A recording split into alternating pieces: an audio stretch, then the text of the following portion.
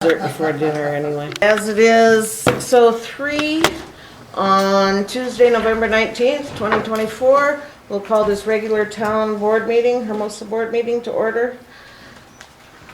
Roll call. Kramer's here. Ferguson? Here. Coots? Here. Harris? Here. Service? Here. Thank you all for coming today. It's nice to see you all. I've missed you, but I had a good time. So, if you stand and follow me with the pledge. I pledge allegiance to the flag of the United States of America and to the republic for which it stands, one nation, under God, indivisible, with liberty and justice for all. Thank you.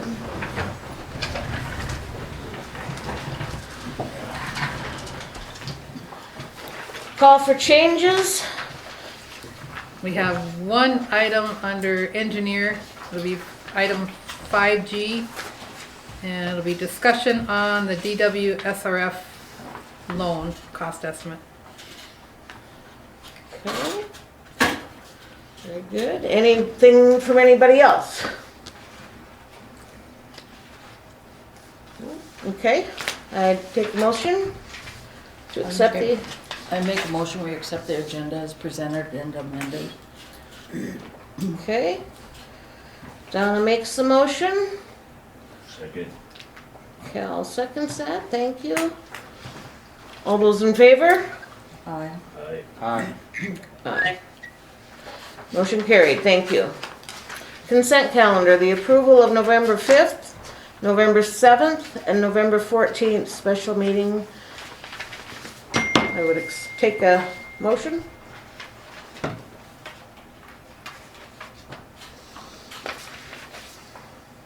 Anybody?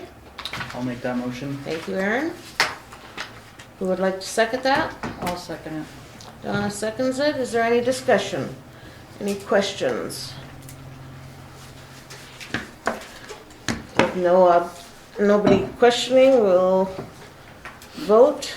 All those in favor? Aye. Aye. Thank you. Motion carried. Please declare if you feel like you have a conflict of interest. If anybody else feels like you will, I'm sure you'll hear about it. Engineer, Anthony.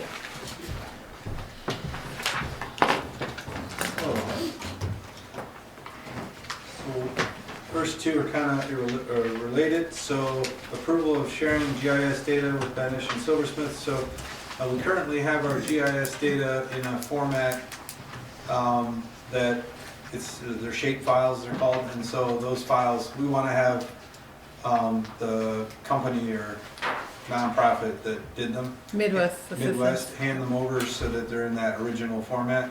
Because what we've done is, we've taken those points and everything and we've created an Excel backup file, but it's not the same as bringing over the actual GIS files. So, and then that'll help Silversmith to upload that to the asset management software, so that everything will be able to take. So difference between shape files, just so you guys know, and like a drawing file, like when we draw something in AutoCAD or one of our softwares, is that there's tables, there's data sets that are associated with points inside that drawing file. So then you can add more information to those points. And that's what the software interface does, is it allows our public works or people that are on committees to add things into our asset management software, such as different things that could be broke in town, different shutoffs that are frozen, closed, all kinds of photos. They can be put associated with those files. So that's why the shape files are valuable. Okay. Sounds good. Do I have a motion for approval? I'll make a motion to approve. We share GIS data with Banish and Silversmith. Okay, thank you. I'll second that. Thank you.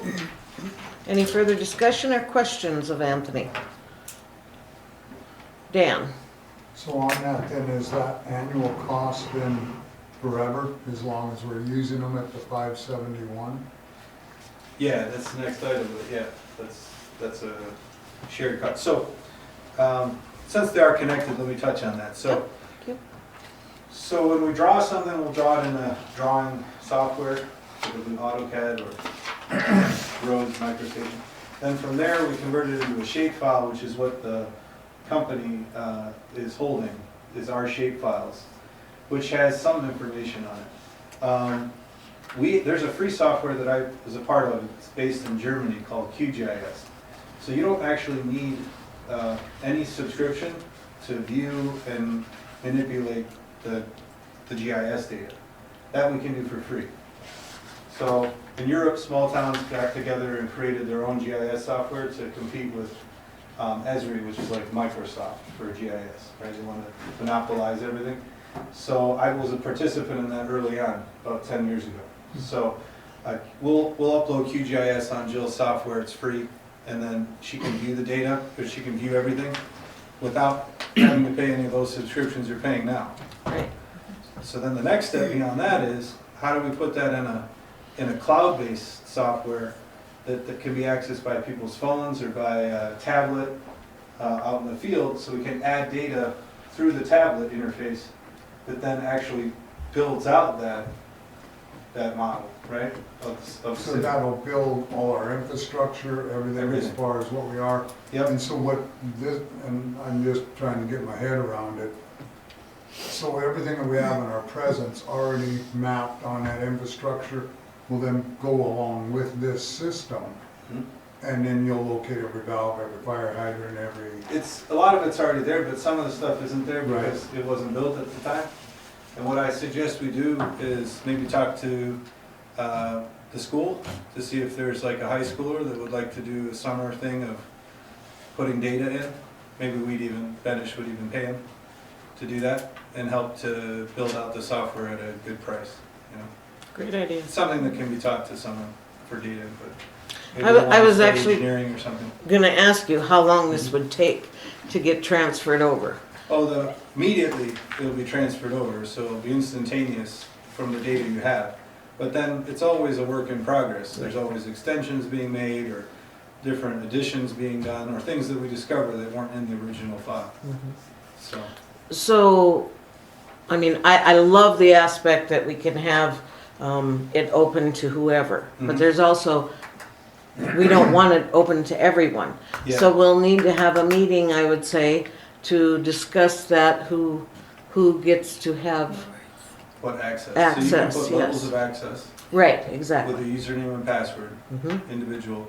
And sometimes it's view only, and sometimes we'll let maybe only one layer, which would be like, let's say the sewer, we'd only let that open for additions and no deletions.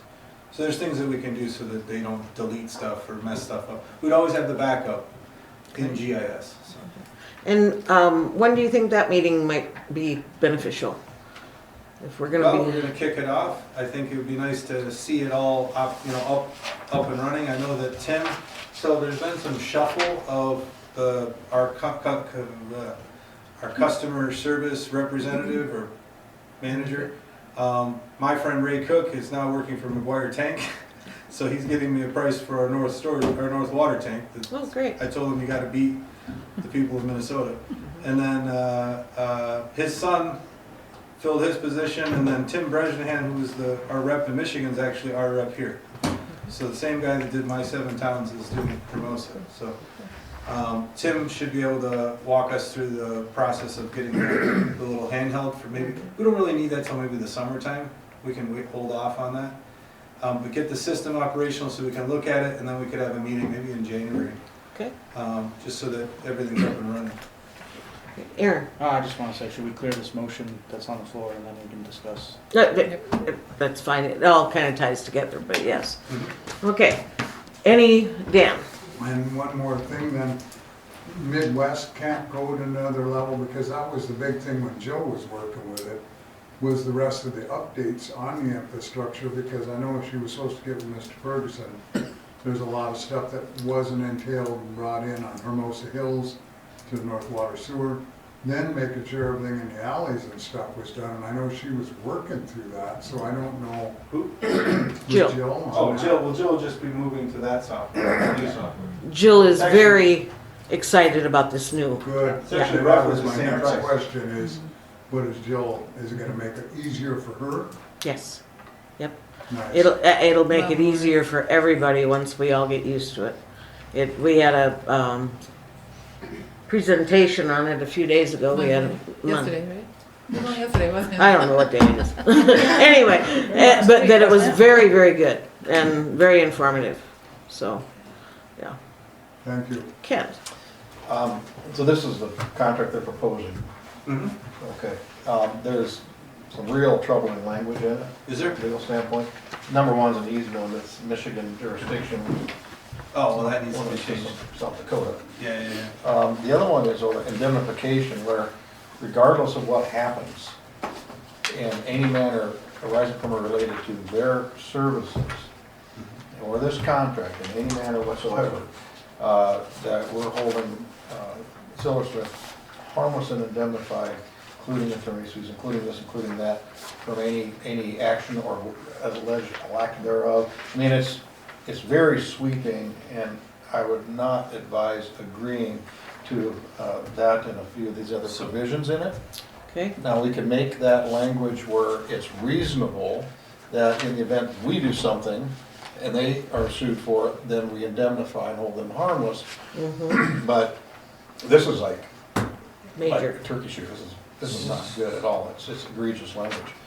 So I presume they'll be reasonable on maybe negotiating that. Yeah, I've watched other city attorneys walk line through parts of their. Yeah. So just go ahead and hack away, and then Okay, they'll take care of it on their side. okay. Sounds real good. Cal, I'd just like to call the question, which means I'm requesting that we do the vote right now, okay. that we can get to this The next, following. So then basically we're going to let this fail, or fail this, because the attorney will rewrite it. Well, you can share the GIS, That's what we're It's a still on. separate- Oh, It'll be okay, two yeah, you're right, different okay. All right, so motion on the approval of sharing GIS data with Benish and Silversmith. All those in favor? Aye. All right. Shanna? Aye. Motion carried, thank you. Okay, approve Silversmith contract for approximately $600 per year. So do I have a motion? Well, I'd like to make a motion in response to Mr. Haig's commentary that we direct him to make this contract read to his liking before we consider adopting it. Okay, Okay. motion's been made, do I have a second? I'll second. Thank you, Shannon. Any further discussion on this? I have another, maybe a Okay, modification. How time sensitive, how important is it to get things rolling? Now, if the board would direct me to make the changes, which they have, it could approve it subject to my approval as to the legality of the contract. Yeah. That would give Silversmith an indicator that, hey, we want to do this, but not under these terms. And then it would save, they would be authorized to proceed, as would you and anybody else involved with it, thought maybe having to wait a couple more weeks or whatever, especially during holiday season. well, 2 weeks, our next board meeting's on December 3rd, which is 2 weeks from today. If you think you can get it done before that and get it to us, we can look it over and approve, and send it to yours then, Send it to the. and have them look it over. So as soon as you're done, we can do that. Okay, It okay. sounded like it was like just a clause or two, maybe a typo and then a clause or two, like indemnification. Yeah, choice of the jurisdiction, the indemnification where the town holds them harmless indemnified, and we defend them and pay everything if anything ever goes wrong with anything to do with this contract. But also, in the event that their failure to perform or their mistaken performance on the provision before that, our recourse is only limited to refund of the fees that we pay. So maybe that's sufficient, maybe it's not, but I haven't heard those who are more software savvy or whatever you want to call them, you could probably come up with some pretty good list of horrors that would be injurious to us, where that wouldn't be sufficient. Because at least in any kind of deliberate, malicious, those different types of things where it's deliberate conduct that might harm the town and get us sued. Yeah. So there's no reciprocal provision on the indemnification, where they screw up, they indemnify us. We screw up, we indemnify them. Right. Sounds fair. Aaron? Yeah, it's scary language, but that's pretty much par for the course with any end user license agreement. It is, and they're all egregious. I agree. You're always going to see that they're pretty much don't mess with us, and at the end of the day, it is software, it's a tool. You're responsible to know the tool and how to use it, but I did want to discuss this software a little bit. Seems like a good company. They don't seem to focus too much on the front end, UI, UX, it's very simple, which is a good sign, because that means they're spending money where it matters in the back end. It seems to be pretty efficient. Have you used this? Oh, yeah. Yeah? I have access to all my towns still. Yeah. Yeah, it's quick, but as far as, so they're hosting, do they do cloud-based hosting? Yep. You didn't mention that, it's all cloud-based? Okay. Do you know what their engine is, are they running ASP or Azure or? That I don't know. You'd have to ask the engineers there in Jackson. As far as that price point, that's, for what it does, that's not a bad price at all for a piece of software like this. So it's for towns under 600 population. Yeah. But the one thing, it's like, it's a tool with a lot of power, and it's gonna give us a lot of options, but we're gonna have to step up our accountability on things like making sure this data, we'll have a tool to store everything that happens in the town. And my thoughts right now is, all right, well, that's kind of gonna mean we're gonna have to come up with some procedures, and when we do this, get that data entered, get it, this is what we expect. If we're gonna go out and work on a sign, this is what we expect to happen. If we're gonna work on a road, like really put together a set of procedures, so we make sure we get everything we can out of the software, but this will future-proof the town. Yeah, no, I like it. What I've seen, and we talked about data backup in the past, in case some big company buys them out and they're no longer, so inexpensive and, tailored to us or whatever, that we've got that data backup to move to another company. Right. Ultimately, it's family-owned business now. They're family out of Jackson, Michigan. If they ever sold out, then things could change and we need to find a similar one and, maintain our data. So a lot of times it's backed out in Excel, and then we have it stored here at the town hall. So. Yeah, I saw the reporting system looks pretty robust. Like, you could probably pull pretty much anything you want down out of it. And, Yeah, a lot of data can be stored in there. and we can even link that to the website in a way so that we have a backup location there. Yep. Location hard backup here. Yeah, no, It's never ending, the development of software. So. Yeah, and I like how they said that they build according to what the customers ask for. Yep. That's, yeah. Yeah, no, I think it's a good piece of software, so. Trina? Just want to make everybody aware that the contract that we have now for our GIS data is very much the same language as that contract. I just read it a couple months ago. So. Okay. Yeah. Okay. Ken? And to your points, I don't disagree. I'm not one to think that the law tail should wag the business or the town's dog, Yeah. However, there's a difference between that and just laying yourself wide open. So with that understood, I don't want to be overboard about it and all. That's not my goal. It's not my suggestion to even do that. We're talking about $571 a year. So it's just might want to educate ourselves a little bit just as to what are some of the potentialities that might open up to a massive suit that could come toward us. Again, it's my job to. It is your job, thank you. Well, and to Ken's defense, I've seen other city attorneys with this software do exactly what you did. So, and they worked with it, and worked it out, so it's not uncommon. The AIA, your money back if not satisfied, and that's all you get, provision has always been absolutely unconscionable to me. Yeah, it's their first, they always do that, the first round, see if you Yeah, go along with that. exactly. Yeah. All right, Chuck, did you have a question or? Well, I was gonna say that I also attended that seminar, was very impressed in the way that it was set up, and basically will probably be time consuming, putting all the data in and downloading my brain for the last 50 years. A lot of that stuff is gonna come into play in this data.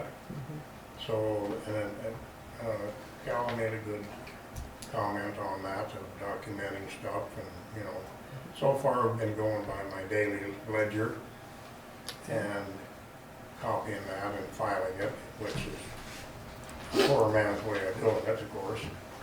But, yeah, the amount of coverage that's there is phenomenal, now and in the future, what actually has happened over the last years, So I think it's a very good idea. Well, they've come up with a new software part of it. We'll just plug it in Yeah. and hook it up. Got Yeah, okay. a spot. Yeah, okay, very good. So, for the approval of the Smithwick contract for approximately $600 a month, we had an approval on the motion on the floor. So, all those in favor? All those opposed? Aye. Aye. Motion, So the motion was to direct Ken to edit this to his liking, and then we can send it. oh, yep, you're right, I'm We sorry. didn't- Basically approving it subject to my review. Right. Right, and then after, if we did approve that motion, I was planning on making another motion that if Kent and the company work it out, then we can approve this cost ahead of time, and then we can do everything on the back end as far as getting the business done. So we don't have to go to the Well, next meeting. Okay. We do need to read it again and make sure, take a quick look at it, but yes. All right, so that was my fault, I'm sorry, so motion to approve. Go ahead. We're canceling out the So- 5 nays, Okay. just, We did. so that failed, so now you want the same motion, basically, different motion? Am I not understandable at all today? Well, I guess we could just make a new motion that, that we direct Kent to edit the, contract for the Silversmith software such that he, it has the right indemnifications in there and whatever else he thinks it needs to have. And then after that process is done and Silversmith agrees that we approve the contract under those stipulations. Okay, so maybe I could suggest the name of the motion to help Terry out. So, a motion to approve Silversmith contract for approximately $600 pending satisfactory legal review. Awesome. So it's approval, is that automatically authorizing you to sign it, execute it on behalf of the town? On behalf, yes. And so further directed, blah, blah, blah. All right. All those in favor? I, Aye. Did we have a second? Were you still gonna? I'll second. Okay, I'm sorry. Shannon had seconded the first one, so I'm a little off. I'll get my stuff together here. Sorry, folks. All those in favor, so everybody said aye, so motion carried. Thank you. So that brings us to C. Okay, so we've had a little bit of issues with local cabinet makers, I call them that, that's the control panel. We call them cabinet makers. They're slammed. And I mean, to the point where I see them socially and I know they're not doing it to me on purpose, they're just busy. 6 months to get a cabinet built for controls on anything. And I won't even tell you some of the prices I saw. So I called back to Michigan and I said, how long will it take you to build a control cabinet for the north water tank, which is already within our $500,000 budget, so that it can pump, it's basically a pump house. There's a little prefabricated shed basically, and inside it there's the two 30 horsepower pumps that are up at the top of the hill, and then there's a cabinet that runs that, based on the level in the tank, etc. And he gave me a price of $17,500. We'll ship what we have to, it's just the box basically. It's got some relays and stuff that he can reuse, and obviously the back panel he can reuse. And then he'll put in a control, he'll include it in his price is the Micrologics, which is the brains of the device. You can add other things to that Micrologics. Then it's got a 4-channel analog input card, so that means it can read 4 inputs. It's got a power supply. It's got a user interface, so there'll be a screen now on the face so that Chuck can see what the pumps are doing, what's running, return back and see historical run times and stuff like that. It'll also allow it to download that data if we need it.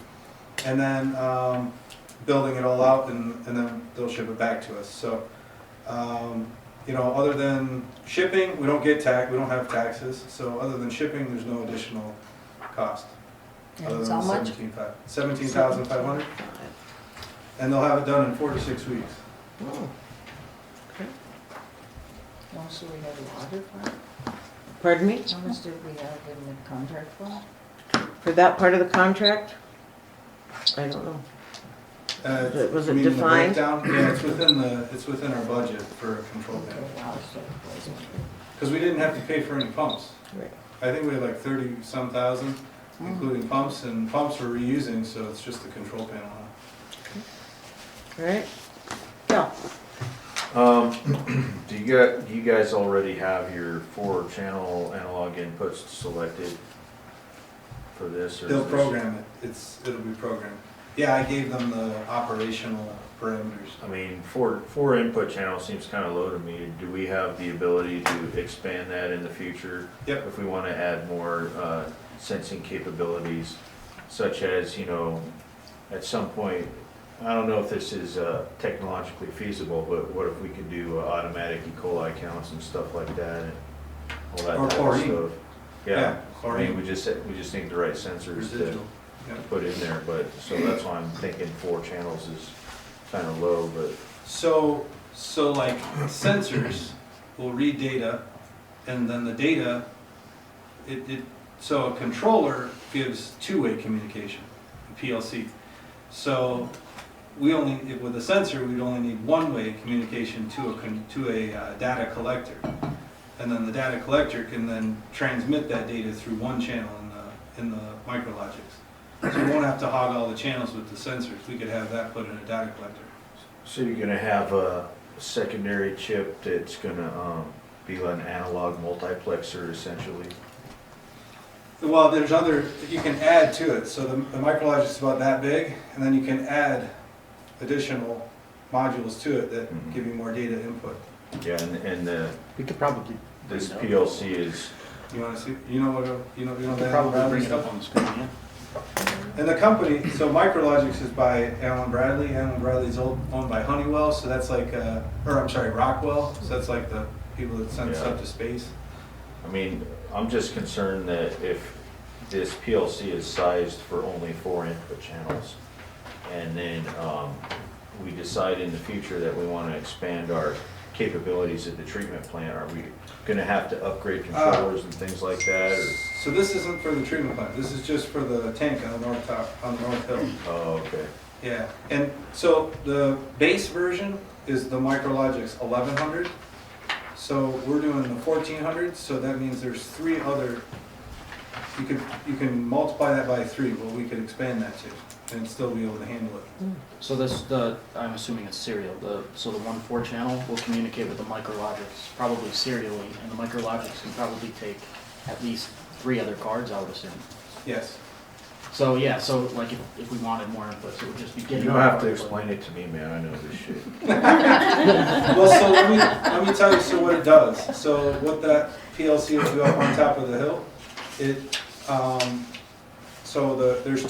there's the pipe that goes in the bottom of the tank that that's the discharge from the tank. And then there's another pipe that goes up the inside of the tank and fills it.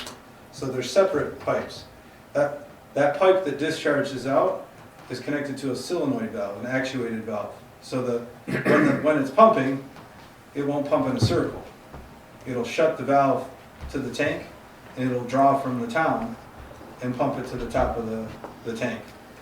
And then when the level tells it, so that's the second input, when the level tells it that it's at the high level, it'll shut the pump off and it'll open the actuated valve. So then the water will drain by gravity back to town.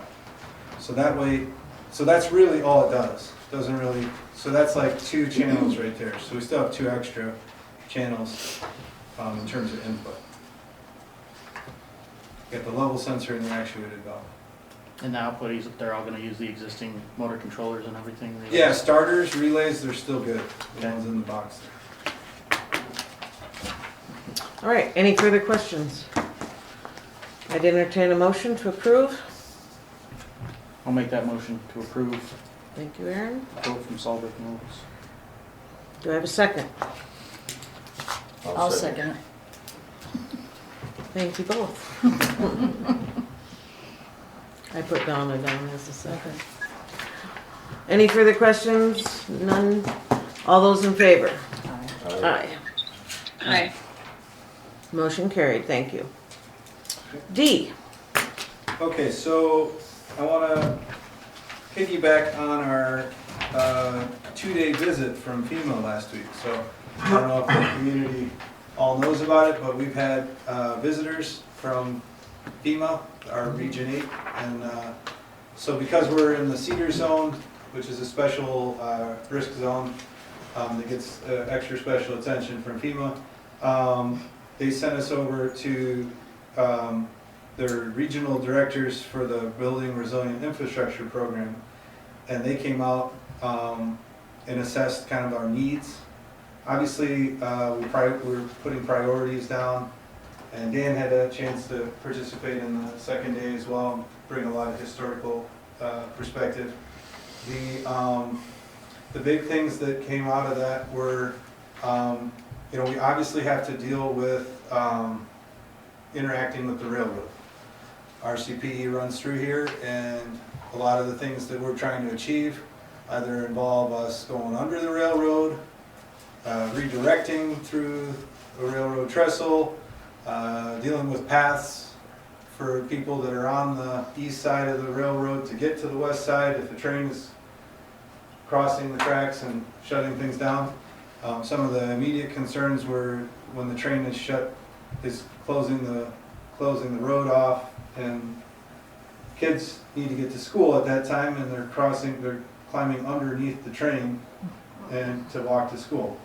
And so we need a solution to that issue. Luckily, I just took a position within Benish as the RCP inspector for our area.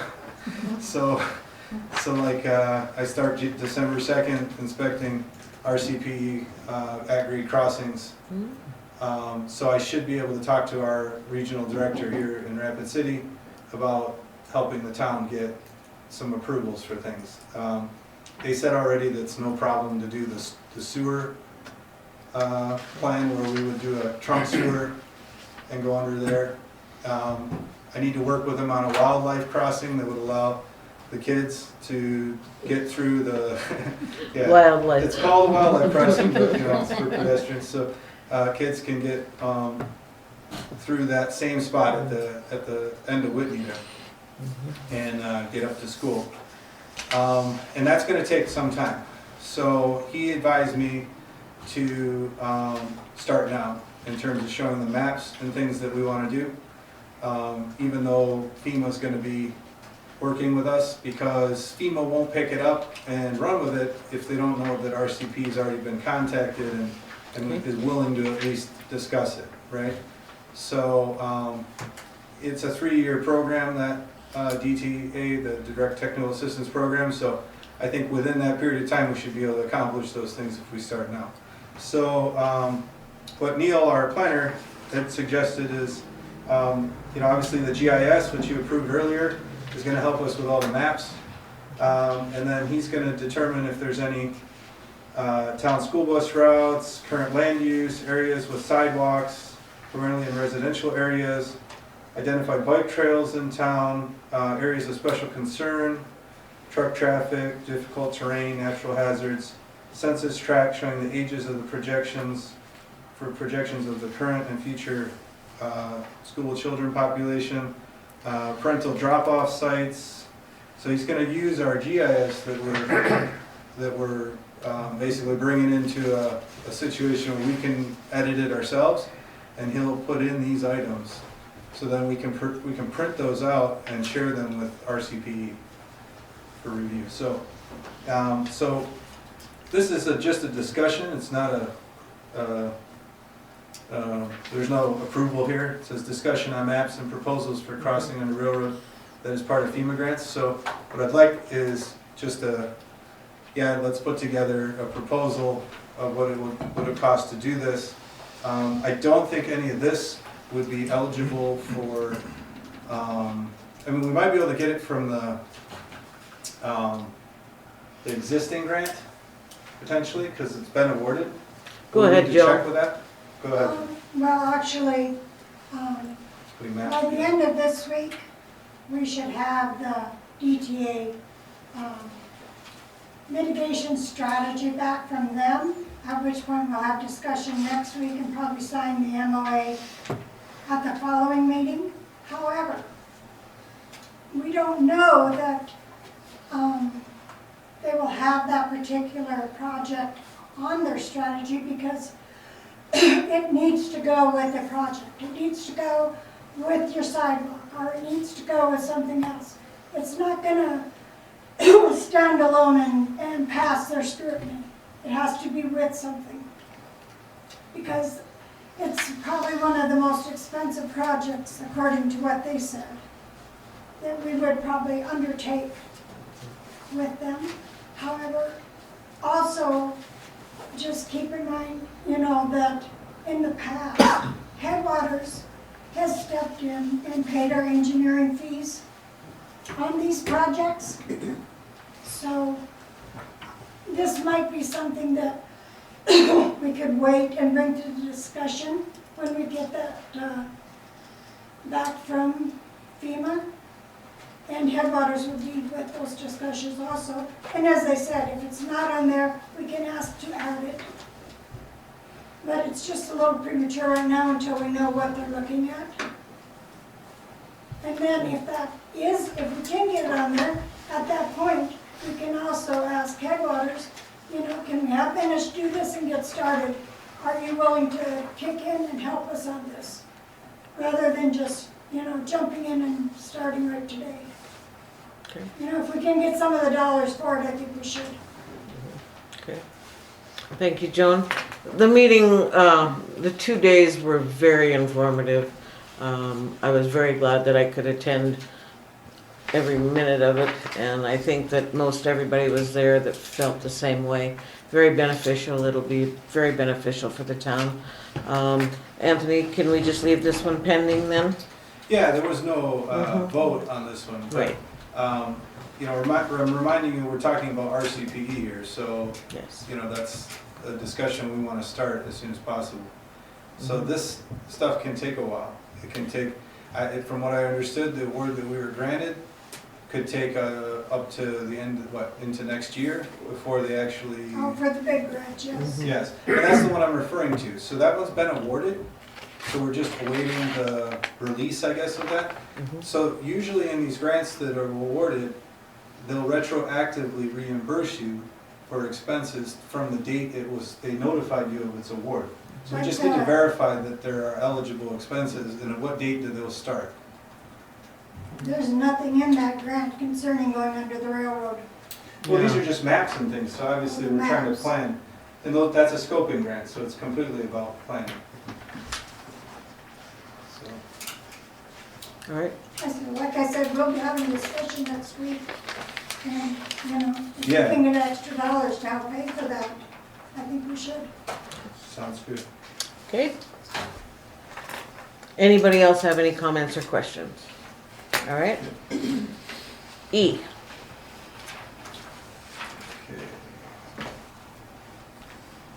Approval of approve, work authorization number 2. So, okay, this is just some housekeeping on our on-call services. So we had some items that we spent time on. We did this is mainly my time, it says barrier, it should say Barney, it's an M. Barnier. I think Greg's in the room. Yep. So, that was just, for that one, it was 4.5 hours. And then, this other one, which is 8.5 hours, is just, various other activities, which mainly the navigating through that TIF dissolution, and I think there was 1 or 2 plat reviews that was in there, so. So that's just sort of replenishing a little bit the on-call budget, so we have those dollars to help with things. so this is not on the claims, No. okay? So it's in the amount of $1,961.25. Okay, So this would just be a work authorization. I would entertain a motion. I'll make a motion to approve the work authorization. Conditionally though, I would ask for the typo, the Barnier application, and not to be a stickler, Anthony, but would you mind just elaborating a little bit, various other activities you said, like related to the TIF, just so that we have that? Yeah, you remember we had that night when we had a meeting and we were discussing the TIF dissolution and some of the ramifications of that and everything, and Neil had studied all that and provided his planning. All right, would you just mind redrafting this and just noting that in there? Sure, All right, and yeah, so with that, just break down that Okay. 8.5. so approval pending that, yeah. Do I have a second? Second. Motion's made and seconded. Any further questions, comments? Dan? So on these then, are there, like, the engineering, is it like in the staff report of building permits where part of that is recoverable to the town then in the applications? Yes, some of it is. Like just for Mr. Barney or Right. anybody else that does plats where they do your staff report and that's Yeah. the recoverable side of it? That's right. That's why we try to identify it. That's why I think Aaron asked for a And then in breakdown. the tip and any of the workshop stuff there, then that will be a recoverable too out of any of the funds once the TIF is developed, then like in administration, like we had Yes. with attorney fees and that. Yes. So the town will get that back That's right. once it's Yes. established. Exactly. Thank you. Okay, Cal? Can I just ask Terry a question in that thing? Is there a way to earmark this in the financials so that it can be, recovered from the, like the admin or the engineering funds like Dan was talking about? Is it just something that we'll have to keep, put on the to-do list or something, or? You mean as far as when we pay this out, or? Well, he was just talking about being able to recover these costs with some of these, like through the TIF and things like that. Obviously, that's gonna be, Yeah, down I the mean- line in a few years, so, Need a spreadsheet. Yeah, I might just Yeah. have to have it Sure. separate, but okay. yeah, probably not in the software itself, but we can do a spreadsheet certainly and keep track of those. All right. Anything else? Comment on that? Pardon me? I just had a comment on that. Okay, go for it. That the engineering fees are paid out of the engineering expense account. When that money comes back in, it's usually under like a permit revenue. And when you add a note in there, in your receipt of money, it can cross-reference your receipt or your payout, your check number Yeah, to engineering, or just a note, RNA or whatever, so that if you went back through the check register, I know you always print those for us, yeah. checks and receipts or whatnot, that you would be able to cross-reference it that way as well. Otherwise, that's the only other way in the accounting, because, money goes in one account and goes out another. Yep. Thank you, Shannon. Probably earmark it, but maybe just a note on it or a check number or something. Okay. Thank you. All those in favor? Aye. Aye. Aye. Motion carried. Okay, So the F? last- Yep, second to last one is, the first draw request for the wastewater treatment plant from the contractor out on site. In your packet, he sent a picture of, the building removed up in Apple Springs. So you can, I don't know if it's color or black and white, but basically the building's gone, and, he's got it partially moved over here. Stockpiled, and right now they're planning on having that, they probably already got it partially dug out as well, because they said, I think Friday was their target date for the crane.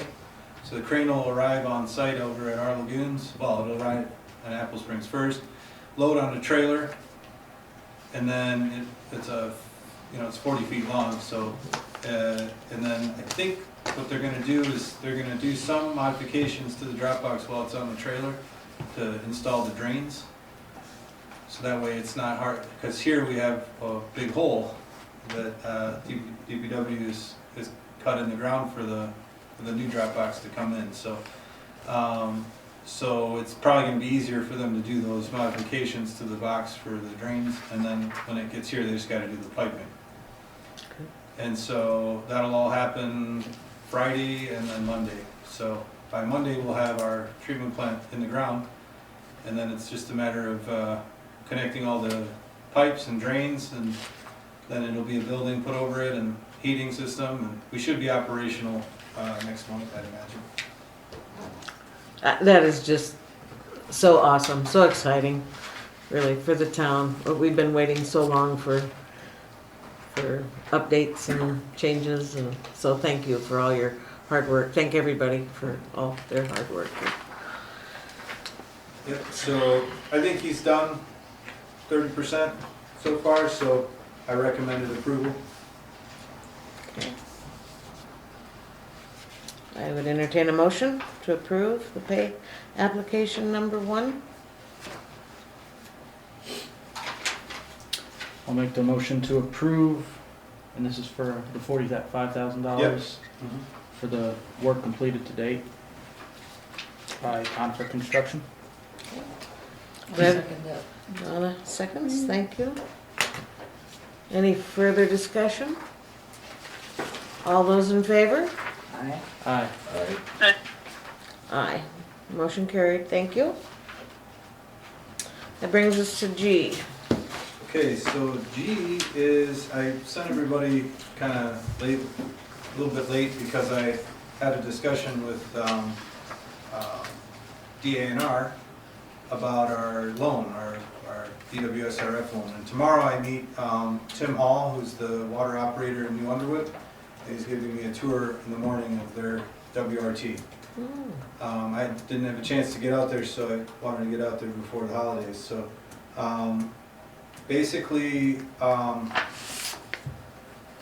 so we kind of know, well, I know who I want to recommend to do the drilling because of experience, local knowledge, and the fact that we already have one good well from that firm, and that's Taylor Drilling.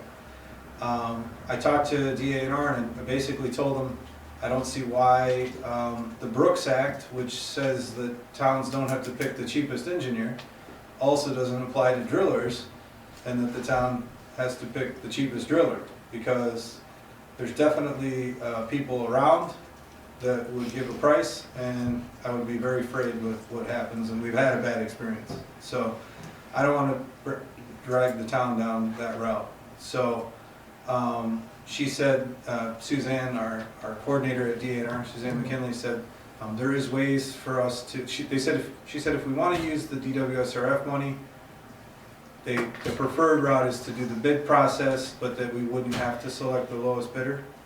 But the issue is then we got to apply a bid bond and do all that process, right? Alternatively, and Spearfish had done this, we just advertise it in the Custer Chronicle. By advertising it in the Custer Chronicle, then we don't have to require all the bid bonds and all that stuff, which adds to the cost, 10% bid bond. You know, and we would only do the drilling and development portion, which amounts to $220,000, and that would give us samples, so we could test for radionuclides. And what I already told DANR is I want to break this into two parts. The first phase is the drilling of the well, developing it, sampling to see what the radionuclides are, and actually the company that makes the WRT offers free testing. So. Because they're doing it to design their system. So, so we would test that. We would also test our current well, because if that has higher radionuclides than the new well, or it doesn't, ours doesn't have, hopefully, and so then we still want to have data to move forward with the WRT. So that would then be phase 2, where we design the WRT, the pipework changes, the booster station upgrade, and controls and stuff. So with that being said, DANR will allow us to break it up into two parts. I asked them if they would allow us to just advertise in the Custer Chronicle, but if they don't, remember this is a loan, not a grant. We did get TIF money returned to us. I believe it's 128,000. You said, Terry, or something like that. Well, I haven't actually done that yet, but it'd be about 125,000. Right. So what we want to do is run a scenario in Waterworth in our financial model software of if we were to do just paying cash, or if we were to draw from the loan, and to see what our options are to do that. Because ultimately, it's kind of wasting other people's time if we know we want to have drill it. And I'd rather just be honest with people, because sometimes you might need them, and they'll say, well, this guy's just wasting my time to get a price, you know? So, and I think it's a fair price compared to other quotes he's given for me in other communities, so. And we'd still be able to bid out the pumps and electrical and all that other, accessories associated with it. So I guess what I'm looking for from the board is some direction into how do we proceed with the procurement aspect of the well, given it's such a sensitive thing. There's so many potential pitfalls, right? And a bad experience historically.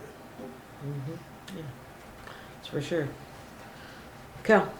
So can you just briefly restate what you think our preferred option is? It sounded like we would like pay cash for the drilling part rather than making it as part of the loan, and then we wouldn't be then that work wouldn't be under the loan umbrella and then under the requirements for the bidding. Correct. Is that correct? Correct. And that's the 178,000 portion? Yeah, well, there's the development part too, so it gets up to 220. Okay, so it's the two. You want to stop the development is where he's already got the derrick up, and he's blowing air in there and developing the well, so getting all the dirt and things out so it's clear, and then that's when we can sample, once he's got that all cleaned out. So I'm still trying to see if they give me quite a bit of flexibility on how we select drillers at the state level. So she won't be back till the 22nd. She's traveling, but I talked to her by phone. So, and then I guess on December 2nd is when I'd like to kind of make a decision on the approach to that. I'll also bring my engineering proposal for that loan program. Which there's a line item in there, so. But that way we'll know what my first step is, because I want to get in the schedule. And, Yeah. we already have the all-weather road put in place. So it's just a matter of getting locked in. So, and then that'll give Terry and I time to run a couple of scenarios in the software and see, is there something we can do there? Because ultimately, it's just a loan payment. And yeah, it's nice to spread things out, but at the same time, then we have to do a surcharge. Yeah. And so then that immediately affects people's water bills. So as much as we can swing that way, would keep their water bills down. Okay, all right. Any other questions? Dan? Well, I think too, when we were looking at Taylor to do the original 2.2, when we were involved in that, picking the driller also on that aspect of it, we were gonna put the language in there, of course, only people that had drilled Madison wells in our area. And that way then it isolated and put a number, 10 Madison wells, in that description too. So that way we were in the familiarity of where we were at with that drill. And that would take that element away also with the high bidder, low bidder, because of experience, and then put us in a better positioning on that. Doing the Indiana, we can do the same thing. And with the commercial and the development of what it is for the municipality, would put us in that also, as we got that conversation of Cimarron and where we went through and what we dealt with on that circumstance, we definitely don't want to ever go back again. And so I definitely think if you can do the cash thing, and keep in mind that if Kerry Chills develops over here, the infrastructure monies that you'll retain back from that can also help in that development in the future. So I think you're always better to pay up front, just like you have with the loan for the Apple Springs, and it keeps our user fee down to the citizens. So it's a great point brought out about that. Thank you, Dan. Kim? I asked a couple quite non-lawyer questions, I suppose. But one thing I was wondering is, do the specifications call for any kind of redundant power source? So, a backup generator. No, it's actually one of the topics we talked about with FEMA, that they would pay for backup generators and things like the wells, the WRT, all our critical infrastructure, that they would pay for those backup generators. Yeah. And actually, that's kind of that generator point is to the point of our treatment plant, because there was a backup generator in that deal. So I told them not to load it, to take it out of Apple Springs yet, because we want to be able to leverage any free grant money. It's still going to be there. I don't think it's going to fly off the shelf. The other question I had was Apple Springs ones, how's it powered? That's a propane generator. It's propane. Yeah. Which is what we want, because we don't have natural gas here. Yes, sir. Then it won't be affected by the winter. And you're not a big fan of solar yet, or? I am, but I don't know if we can, I mean, it's going to be an issue in the wintertime. So the generator is got to run like 400 amp service. I don't know how much solar panels that do, but it probably, it's only $10,000 generator, so. Yeah. The other question I had is, Dan brought it up, but there's a fundamental decision to go to just, I think it's an Indian Care versus the Madison. Yeah. Indian Care, or Madison's not gonna have a radio clearance. No. But, which, if we didn't have that, didn't have to contend with that, that would save the whole WRT portion of this. What's your thoughts on that? It's 90 degrees. 90 degrees, oh, because it comes out 90 degrees? Madison's hot, so. It's like 110 bucks over. It's worse there, yeah. But here we're over 80, which is what burns up pumps. And if you look at the price of the pumps on that, you wouldn't want to be burning those up every 5 years like Box Elder does. Right. So. Yeah, that's interesting, because up where our subdivision is, it's not hot at all. Yeah, I know, you got good water, that's Piedmont water. Box Elder's trying to take Piedmont and Somerset water and pipe it over there. Oh. Yeah, right. Respec did a whole study on that and presented it that way. Okay, thanks. Okay, Dan? And that's, Kent brings up a great point, but that's why the 2-mile wells, like we were gonna do with the Madison, aren't hot either. Like Hart Ranch, Hermosa water users are not coming out of the ground that way. Only Edgemont and New Underwood, because of where they're punched in. And they're anywhere from that 90 to 120 degrees, and I believe Edgemont was 120 when they're coming out. So they go yearly on pumps. And Wow. and their filters for the WRT are $25,000 every time they're changed, and they have to do them yearly. Where New Underwood has actually been getting by 5 years, 6 years when we did the research on that. So the difference in 40 degrees makes a big difference on filters. Yeah. But the Madison would be awesome if we could do the 2-mile stretch where we were gonna. Remember, the Madison is also 1,000 feet deeper, so that adds to the price of the well. Yep. So, So, Joan, the generator deal was part of our discussion with FEMA, as you'd mentioned. And we talked about several generators, one for the town office, one for each well. If we needed them for lift stations, which we're hoping to yeah. reconfigure things so that we don't need those. But the impression that I got that getting this paid for from FEMA is going to take how long? What they're gonna do is write grants for us, so anytime you write a grant, it's a year to know if you even get the grant, then it's another year before they ever wanna give you the money. So you're looking at a couple of years if you got the grant. And then it's dates, I don't know, I don't think it could be fast enough to hit that January date they were talking about, I don't know.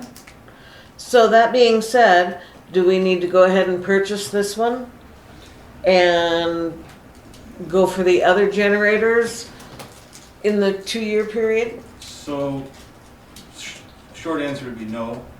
I can shut down the treatment plant for a day or two. It won't hurt anything. Okay. So if we lose power, as long as we keep some heat in the building, so things don't freeze, we can keep on standby until we get power back. Okay. I was setting it up because of the way we were paying, that we would have put that money in an interest-bearing account and then paid ourselves the interest and got the generator for free. Correct. Kim Taylor told me that he's not going to get up to Apple Springs probably before the first of the year anyways. So if Mike wants, I just haven't had a chance to talk to him, if he wants to wait on that money and get it in next fiscal year, then we could probably still do that and buy the generator. So it's still on the cards. But you talked to Mike? Well, he had emailed me and I had asked him and he wanted all the money. He doesn't know that Kim might not make it Okay. up there in time.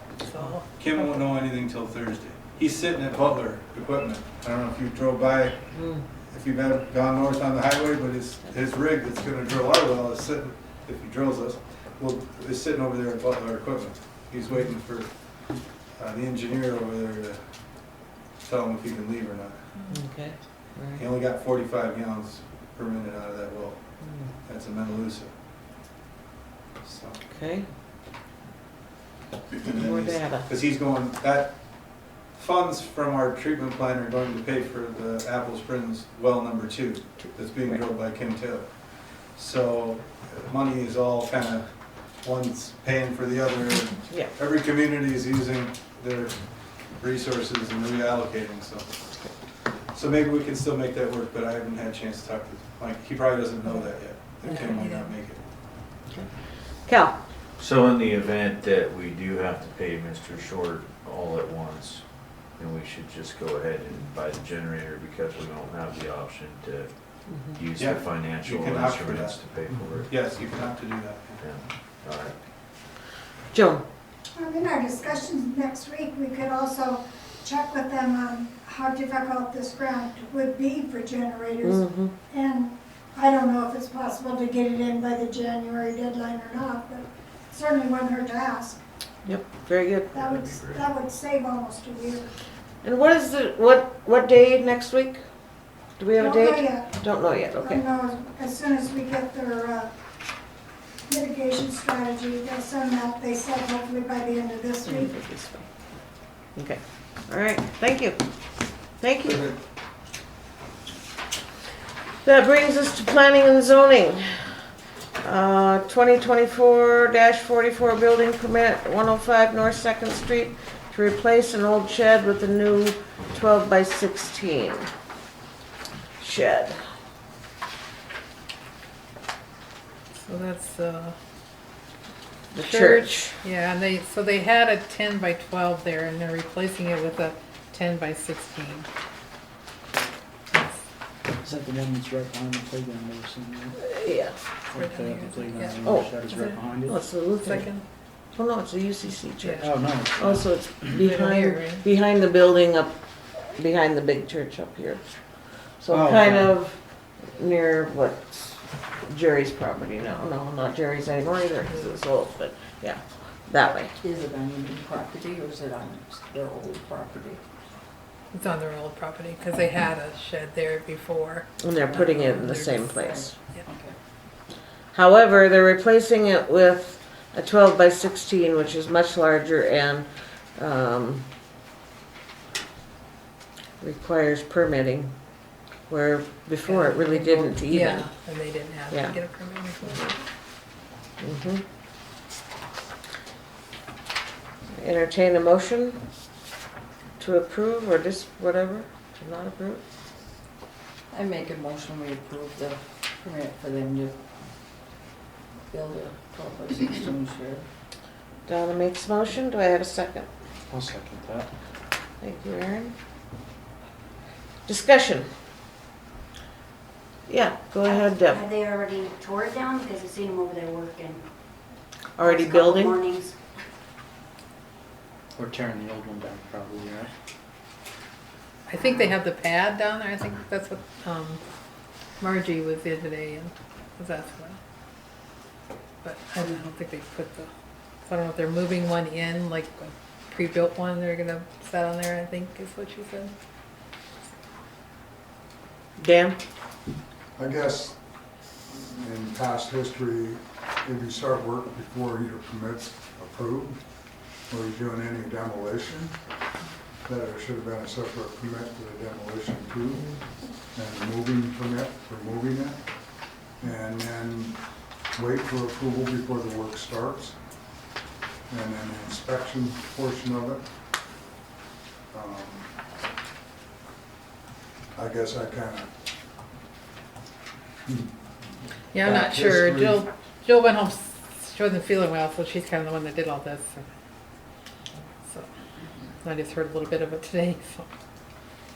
So basically, I think what we need here is we need for, I'm gonna back out of my, I'm not gonna approve it. I think we need to get some more information, don't you want more information? we?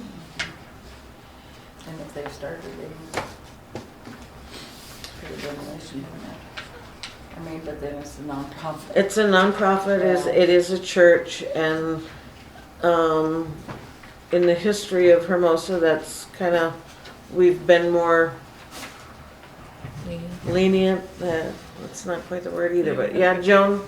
Well, quite possibly since the original was under the 160 and not Right. needing a permit, they probably felt they didn't need anything for demolition either. Right, that's what I was thinking. You know, to get the ground ready for one being moved in. Yep, Go ahead. On the motion.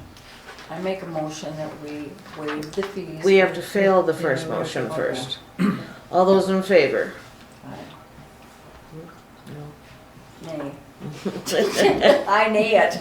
How's that? All those opposed? Hey. Nay. Shanna? Motion carried, or motion failed. Thank you.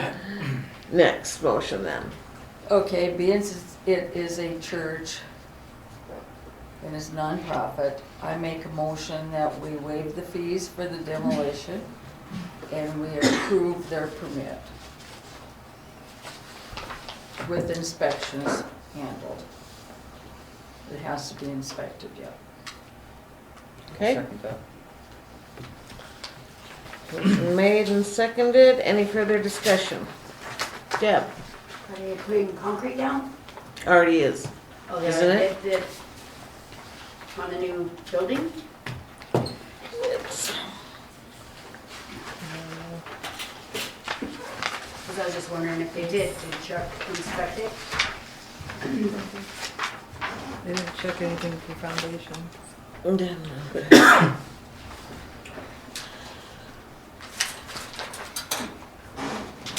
You did not inspect it, Chuck. No, there was not a permit, so there was no inspection. Okay. I don't know, I didn't go by there today to see if they were actually demoing the building. However, there was a large pine tree stump there that they were digging out with a backhoe. I did the locations on it and I did not go by there today to see if they were demoing or not. I mean, they didn't have a permit and that didn't spur an inspection. Right. Okay.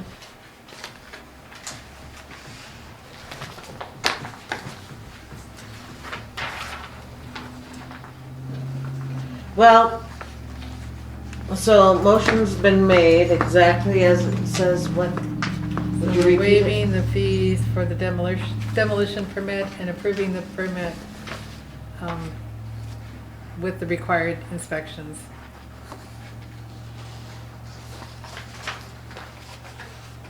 And with the knowledge of new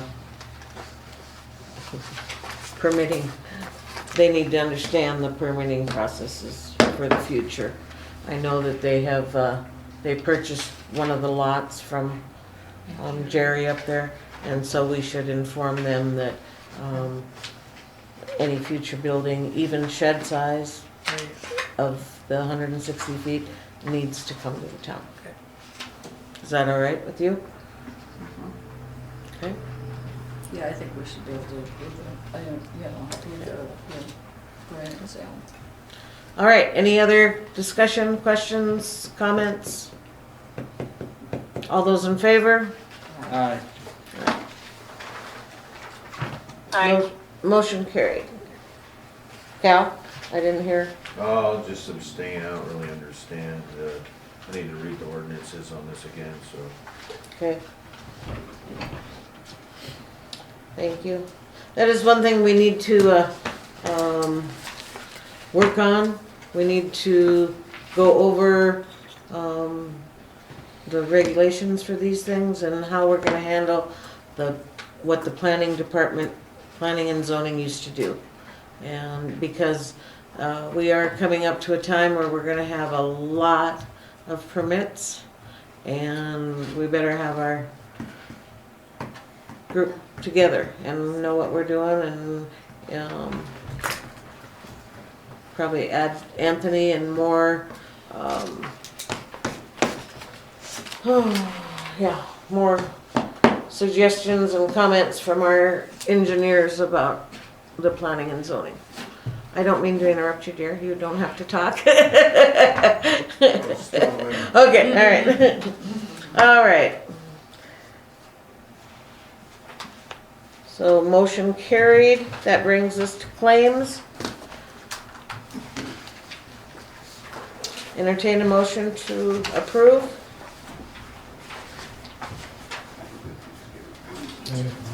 I'll make the motion to approve. Do I have a second? I'll second it. Donna seconds that motion. Now is there discussion?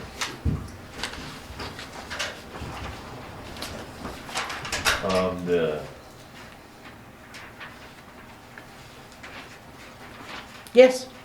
The Mills truck service for approximately, 6,000? 8,000 between the two. Oh, the two of them, yeah. Mhm. Was that for the, all-weather road? So both of those were for that? Actually, there was some that was delivered to the lagoon. Oh, okay. I don't know if how he broke that out, but there was quite a bit of gravel on Third Street. It has not been completely bladed out yet. That's the all-weather road for the drilling company. That was that $5,000 one was all 12 loads, 3rd Street and the well pad. Oh, right. And then the one 7 base. loads. And that was the labor, and then the materials was like 3,000, and labor was 2,880. Okay. And is the road, Anthony, road's good enough for what we need? Yep. Please explain all-weather road. So, an all-weather road, in the springtime, if we've got spring rains, will allow the weight of the drill rig to not sink into the dirt road. So there's some base there so that he can get in, do his drilling operation and leave. It's also easier to maintain for snow. There's no vegetation, things like that. So all-weather road isn't a permanent road. It's maintained, it needs to be maintained still. But it's basically the first base course in a road. Okay, all right. I have a question for you, and that is, the first time I drove down that, after it was completed, or semi-completed, the first thing that caught my attention is the drop-off. I mean, it drops very fast. Yep. Should have that been graded down to be a lesser drop, or is that going to be any problem with the drillers or the big trucks or any of that? I don't think that it's not a permanent solution. Obviously, that vertical alignment's not it's not normal for our road ordinances. So it's not like you wouldn't, a fire truck's not gonna be able to do that drop. We want to try to keep things under 10% typically, but that might have caused a lot more, adjustment to the alignment, a lot more material to bring it in, and then there is a person living at the end of the road. I wouldn't want it to change his drainage patterns and things like that. So from the driller's standpoint, he can get to lots of places because he's got a lot of equipment. If he had trouble getting back up the hill, I'm sure he could cat up with an excavator to get up to the top of that hill to get out of there. So. Okay. Okay. Thank you. Chuck? He kind of hit the nail on the head that it is just an all-weather road. It isn't up to street standards by any means or width, and it's just basically to sustain the gravel. I mean, just so we don't have mud. It's not, doesn't have a crown on it, and it doesn't have the proper width, and we maintain about 6 inches of gravel on it, so to cut that down over there would be said at an expense. It's fairly reasonable and then we get in and out of there and drill a hole. Okay. End of story. Okay, thank you. Thank you. Dan? I guess in my thoughts, when I went by that, when we're spending this kind of money on it, that number one, it should have probably been bid out, because I know gravel-wise, we could have gotten a more reasonable price on the gravel. And as far as cutting that hill down, to me, I've been around enough of these drill rigs and enough of the stuff that's went on in projects, it wouldn't have been any big deal at all for a loader to come in and cut that thing out and push that dirt down and then strip the rest of the vegetation off on that area where it was going, and the line beams area, and then smooth it out a little better and packed it the way it is now. You get anything in there, they're gonna get stuck in the conditions that it is in now. And then we're gonna tear up $5,000 or $6,000 worth of gravel in to redo that road and positioning on it. So I guess to me, the thing should have been bid and should have been looked at. Since he's not gonna be in here till spring to do the drilling, rather than seeing us spend that kind of cash and have what we have and final return on it. Well, project's done, and the engineer says it'll work, and so here we are. Okay. Any other questions or comments about any of the bills, claims?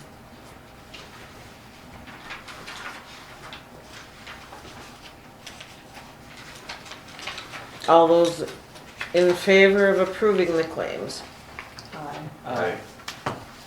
Shannon? Aye. Aye, thank you. Motion carried.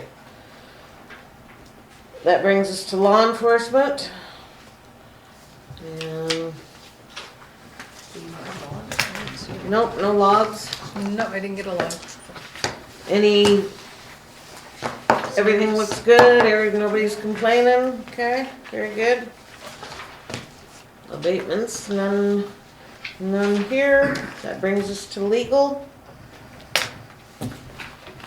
A, amended resolution 2024-06, a resolution dissolving tax increment district number 1.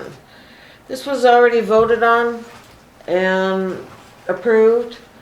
It just wasn't on the agenda in proper form, so basically it is now.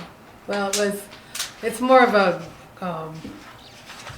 clarity. I wanted to be, because the original resolution stated that there was 300,000 or whatever, what the bond had been remitted. Well, then there was some confusion with the county that they thought that's how much they were getting.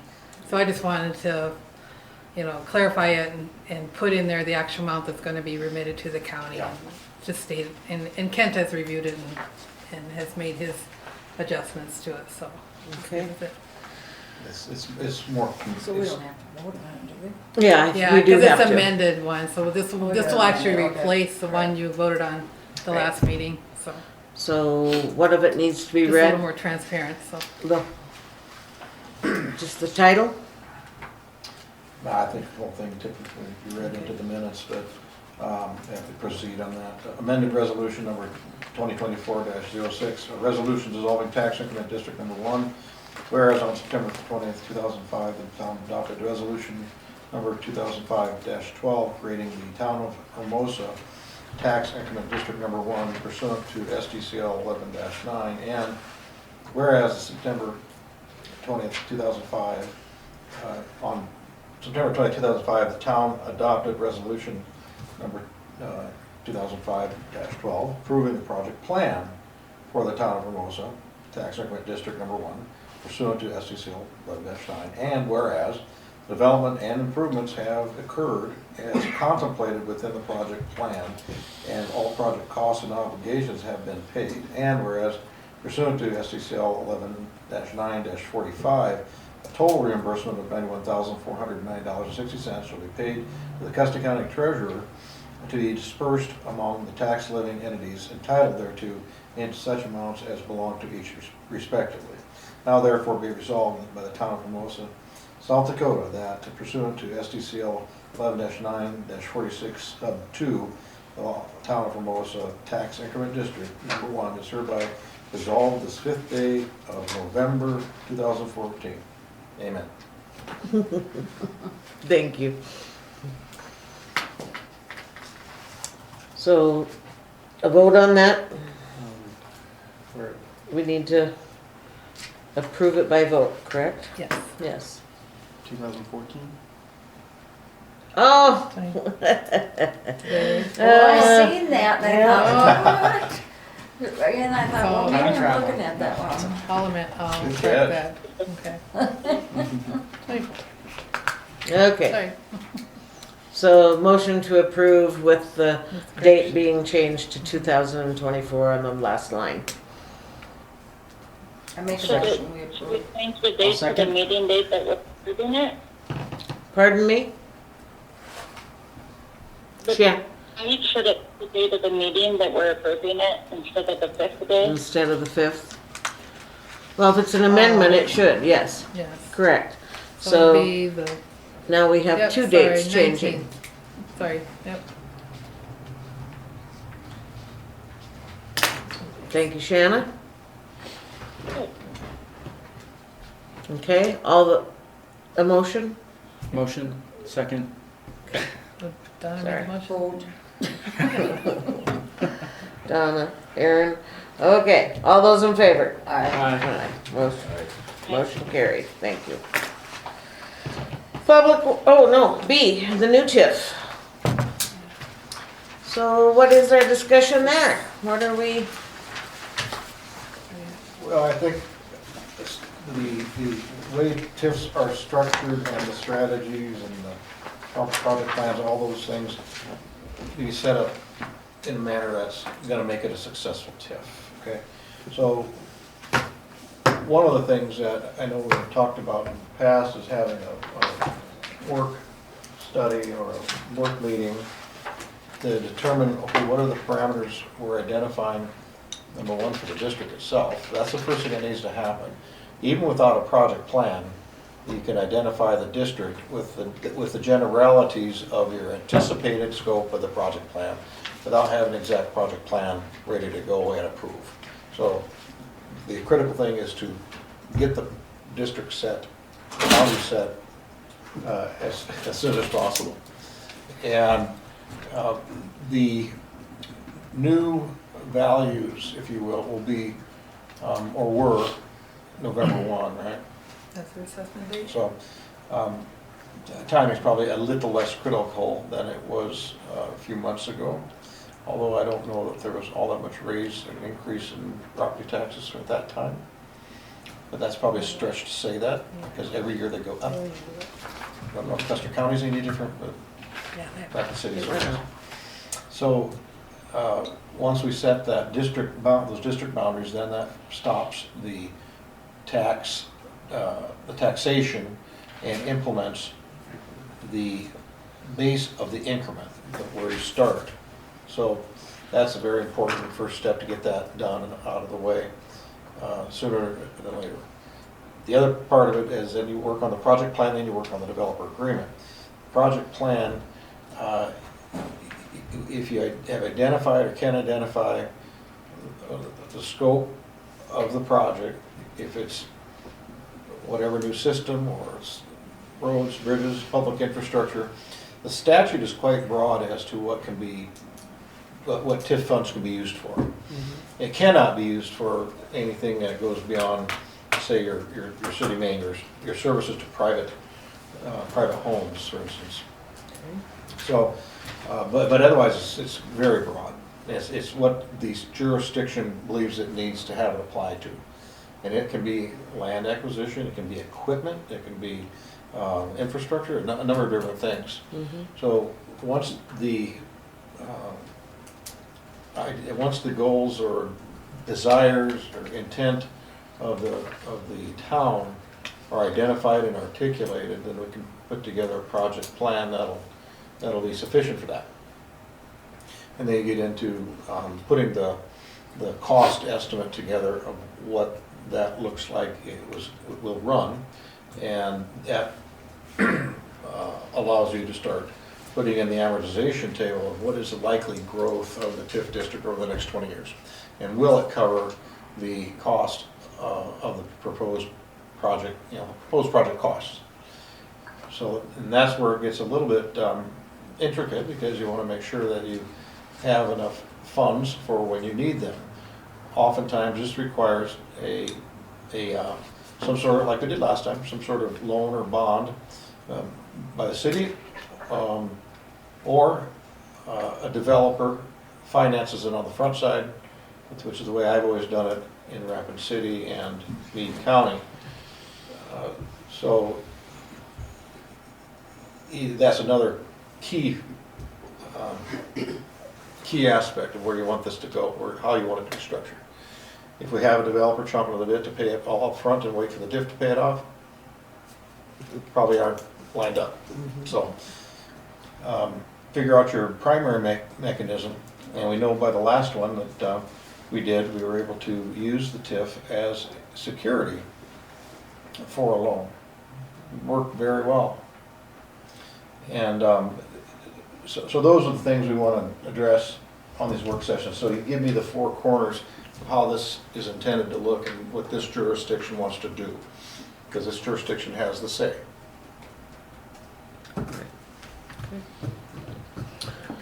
So work sessions, I know that while I was gone, I believe it was a meeting I was gone, you wanted a work session, and was that date planned? We didn't set a date. Did or not anything, set a but, date. Just, I think, in January. January?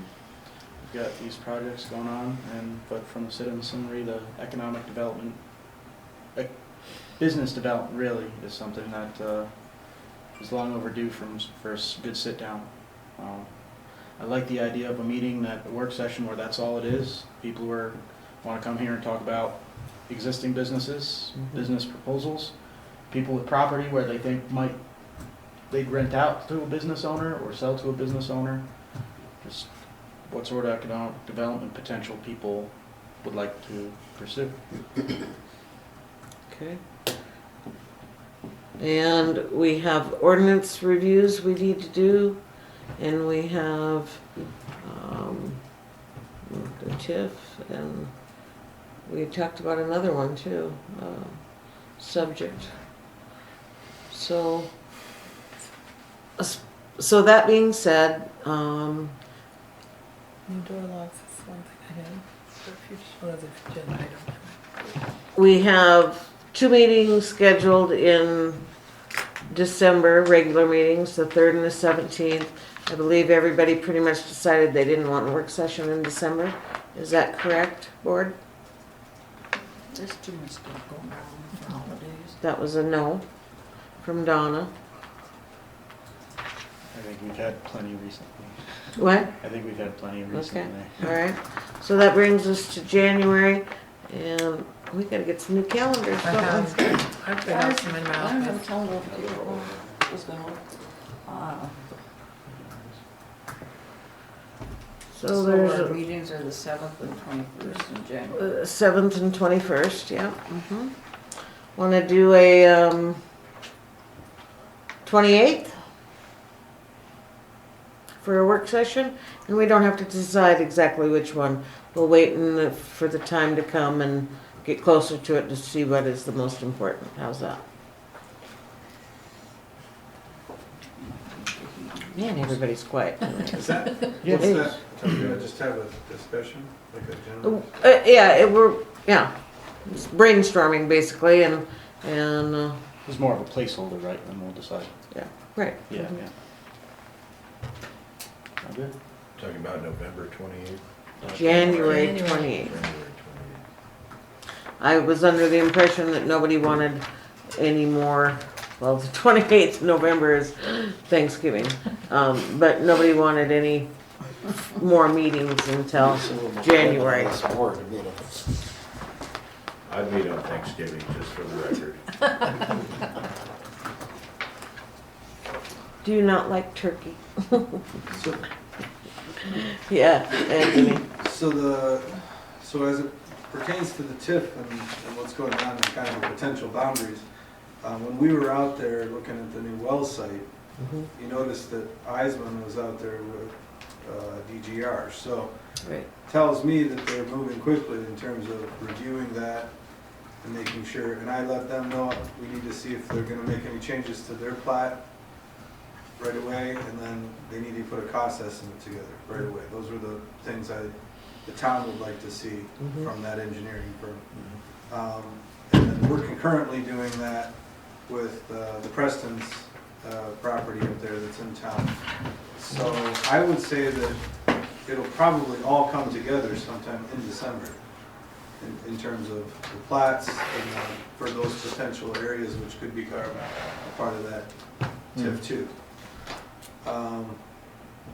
So, I mean, yeah, an early January wouldn't be out of question, you know, or middle January to get over the other side of New Year's to have all that ready, is what I'm trying to go. Well, We might have it ready in December, okay, I am available a lot of December, so if we need to have but, okay. some quick meetings or, you know, quick discussions, or maybe not even quick, but whoever, I guess we'll just make it at that point, whoever's available can come. And, We could do like, what, we have a meeting the 3rd, we could do that on the 5th, of, December, oh, well, or is that too soon? I'm fine with it, 5th of December? What? December 5th. Well, prob- the third. December I'm 10th. gonna be, Fifth. I'd have to be, I might have to go to Chicago.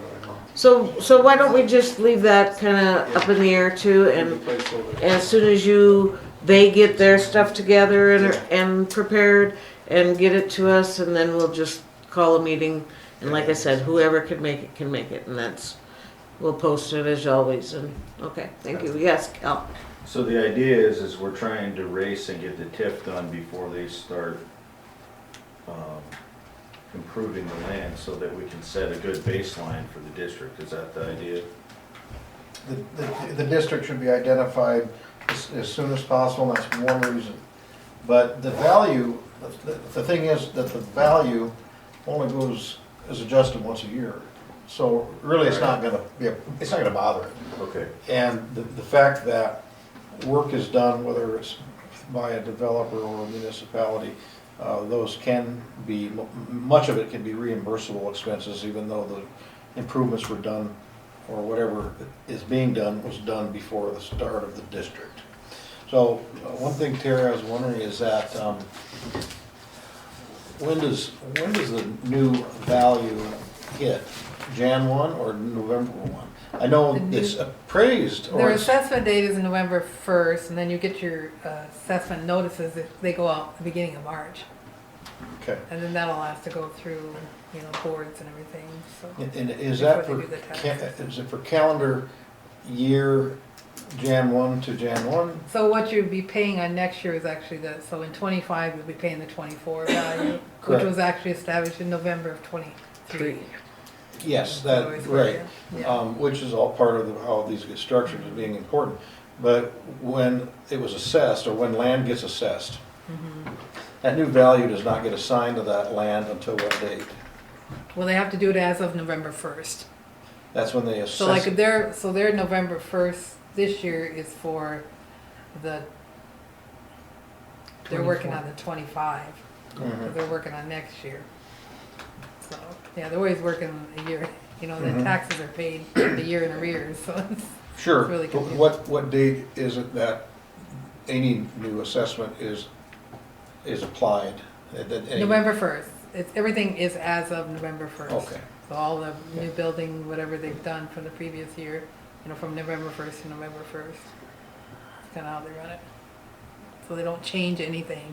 And then Okay. that's what'll be put, as of November 1st, that's what's gonna be put on the assessment notice that you receive in March. Okay. All right. Dan, On this tip then, is this going to be driven by Benish as far as setting it up, and then the legal side of it done through your office then? So that it's a joint relationship on this tip, or how is that? In this case, where it is the municipality being involved as the driver of the TIF, rather than like we typically see a developer being the driver of the TIF, and developers spending their dime on engineering and things like that. In this case, yeah, it would be my office, the city attorney, drafting the TIF documents. Benish would be doing staking, surveying, identifying, because you have to identify the legal of every parcel that's inside the TIF district. So it definitely would require a joint effort. And then in that, then, any of your both professionals, your fees will come back through all the administration, so anything that is billed to the town then will be drawn back out of the TIP funds and then put back into the town funds as that procedure goes through. Well, I know Benish is willing to wait 3 years for their money, but I can't do that. Sorry. Hell of a company you got there, by the way. Well, No, thank you. yeah, those are reimbursable out of the TIF funds when TIF funds accumulate. Right. I do have a question. I think it was the last meeting that I was at. There was a discussion of actually 3 separate TIFs. This is just something we're gonna have to work on and decide? Okay. Yeah, if you can identify, and it can make a lot of sense, because if you identify particular projects that are completely separate, maybe not, and have nothing to do with each other. So if project 1 is in the same geographic boundaries as projects 2 and 3, you don't want whichever one is going first carrying the way for all of them. They have to be identified, and they can be identified in phases and things like that. But setting up a separate TIF for each one is fine too. You can do it a couple different ways, and it may be cleanest to have 3 separate TIFs. However, the trade-off is you don't, once say number 1's paid off, then it's dead. Then it expires, terminates. However, if it's continuing, you can identify it in phases, all under 1 TIF, and that there can be a lot of advantages to doing it that way, because your TIF still stays alive even though 1 project was paid for. Okay. So there'll be a lot of discussion where that's concerned. Okay. All right. Anything else, Kent? That's all I have for the good of this order. Thank you very much. That brings us to Public Works.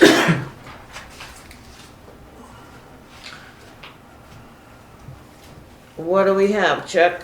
Well, I don't have anything on the streets other than North 3rd, and that's by no means completed. I mean, it's just, gravel's been dumped in there and knocked down, so it's gonna get some more attention. Street lights, they've been called in. We've got 2 on Folsom and Folsom Court that are blinking. And the ones that were cut by the boring, we have not repaired those electrical lines yet. Some people are saying leave them out. And others are saying, I know. we want them on. I know. That's- Unfortunately, we're paying monthly for them, whether they're on or off, so, So they better fix them. yep, Yep. exactly. I have brought that up. You know what? My granddaughter owns a home now out in Rapid Valley. And you go out there at night and I'm telling you, it is dark. There are no street lights in the residential areas. And you look up in the sky and it's beautiful because you can see because there's no light. But then you wonder, I mean, yeah, who's around the corner and what kids crossing the street, and so, and that's just another one of those subjects that you are not gonna, please 100% of the people with the same decision. So, Well, it's Just- always been kind of vocalized that, streets, because of the areas that are dark. Right. Yep.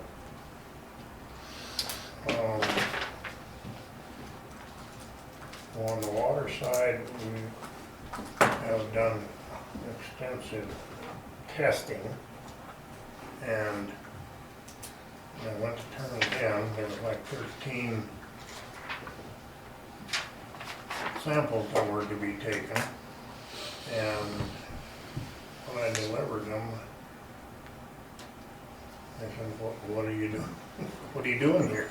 I said, well, took the sample that you sent me the bottles for. Well, you're not due for some of those until next year, and some of them are time sensitive. So I said, I'm not real clear, what do I do with all this? So there's, so those tests were all taken and delivered to town and then frozen garbage. So is this different testing than you normally do? Because It's a yearly thing, I mean, it's the end of the year. you used to have a kind of a schedule thing. You knew when Well, everything was sure, due. Yeah, I mean, they send me the stuff and tell me that most of it's an entry point and also with a red, and that went from quarterly to yearly, and so it was obviously a screw up on their part. I don't know who. So this will be something where the new system will work Exactly, wonderful. and that, And where Jill can release work orders when the testing is needed to be done. well, and they send me a list directly from DNR that I post, but the testing company also has that list. So it makes it very convenient that they contact the users and send the appropriate bottles to have that testing done, so Except for when they're wrong. it was a mess all Yeah. the way around. Okay. Yes. We do have a request in for Tim Floor to set up the online thing. Is that we had any progress on that? DMR, Haven't heard anything. Net DMR. Um, So we might want to double check on that. They probably forgot about us. Okay. They promised to set it up for the town, so that way everything would be online reporting. And then we might be able to see when that system's up on Jill's computer, when things are due. Yeah. And then that'll help you fill it in on the work order side. Yep, exactly. Thank you. One of the Okay. other things that'll come into play once this new well is drilled, then we will have a new EPA number for that well.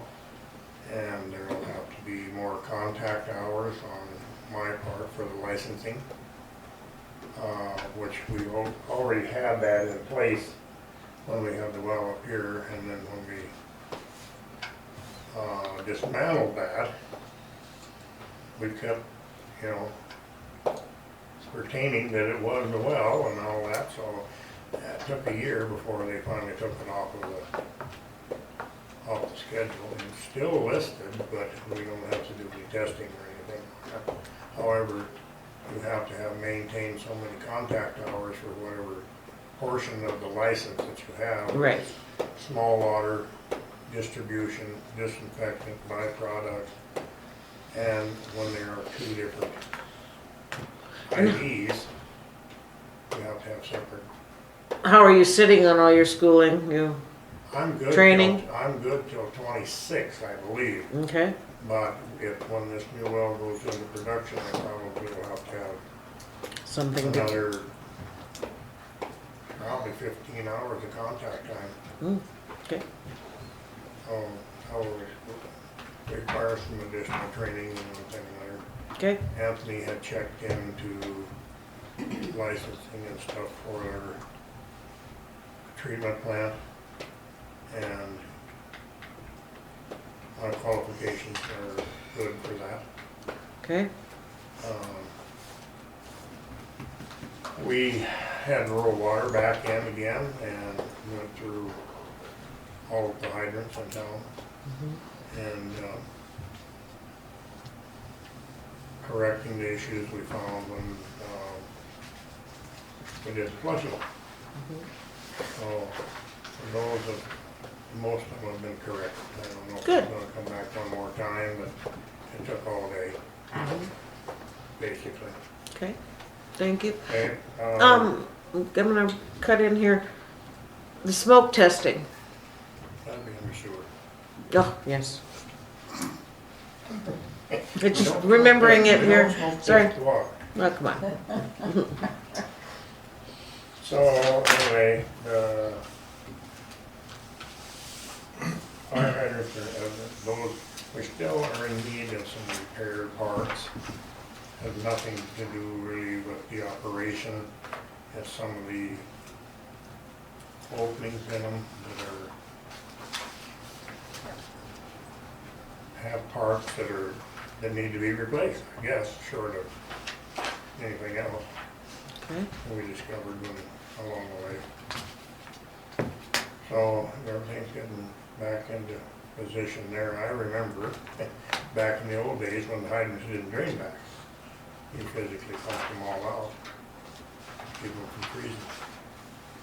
So what's going on with some of these during installation, don't know if there wasn't enough gravel got put around them or what happened there, but some of them, so then you actually go in, rural water has a potholing machine which they can convert into pressure for fire hydrants and stuff, so it can actually build up air pressure and blow these bleed holes out. Okay. And they've had pretty good success with that. That's Monday. Monday? Okay, very good. Anthony kind of touched a little on the lagoon. We've been diligently working on the tank bowl and that stuff so they can deliver Friday. Weather pending, of course, that's pretty good size. That particular unit weighs 12 ton, isn't it, Anthony, something like that? 11 or 12 ton, so it's not small. So, they'll probably get the gravel in tomorrow and the base course that goes in the bottom. 8 inches of compact gravel goes in there so they can set the tank. Okay. Once that tank is set, then we do the outside plumbing, and which falls under sewer plumbing, and then we'll attempt the footings and stuff for the building. They are bringing some of the stuff down most every day, as they're tearing it down, they're moving it here, so once the footings are in, then the building will take place, reset the walls and roof it and all that stuff.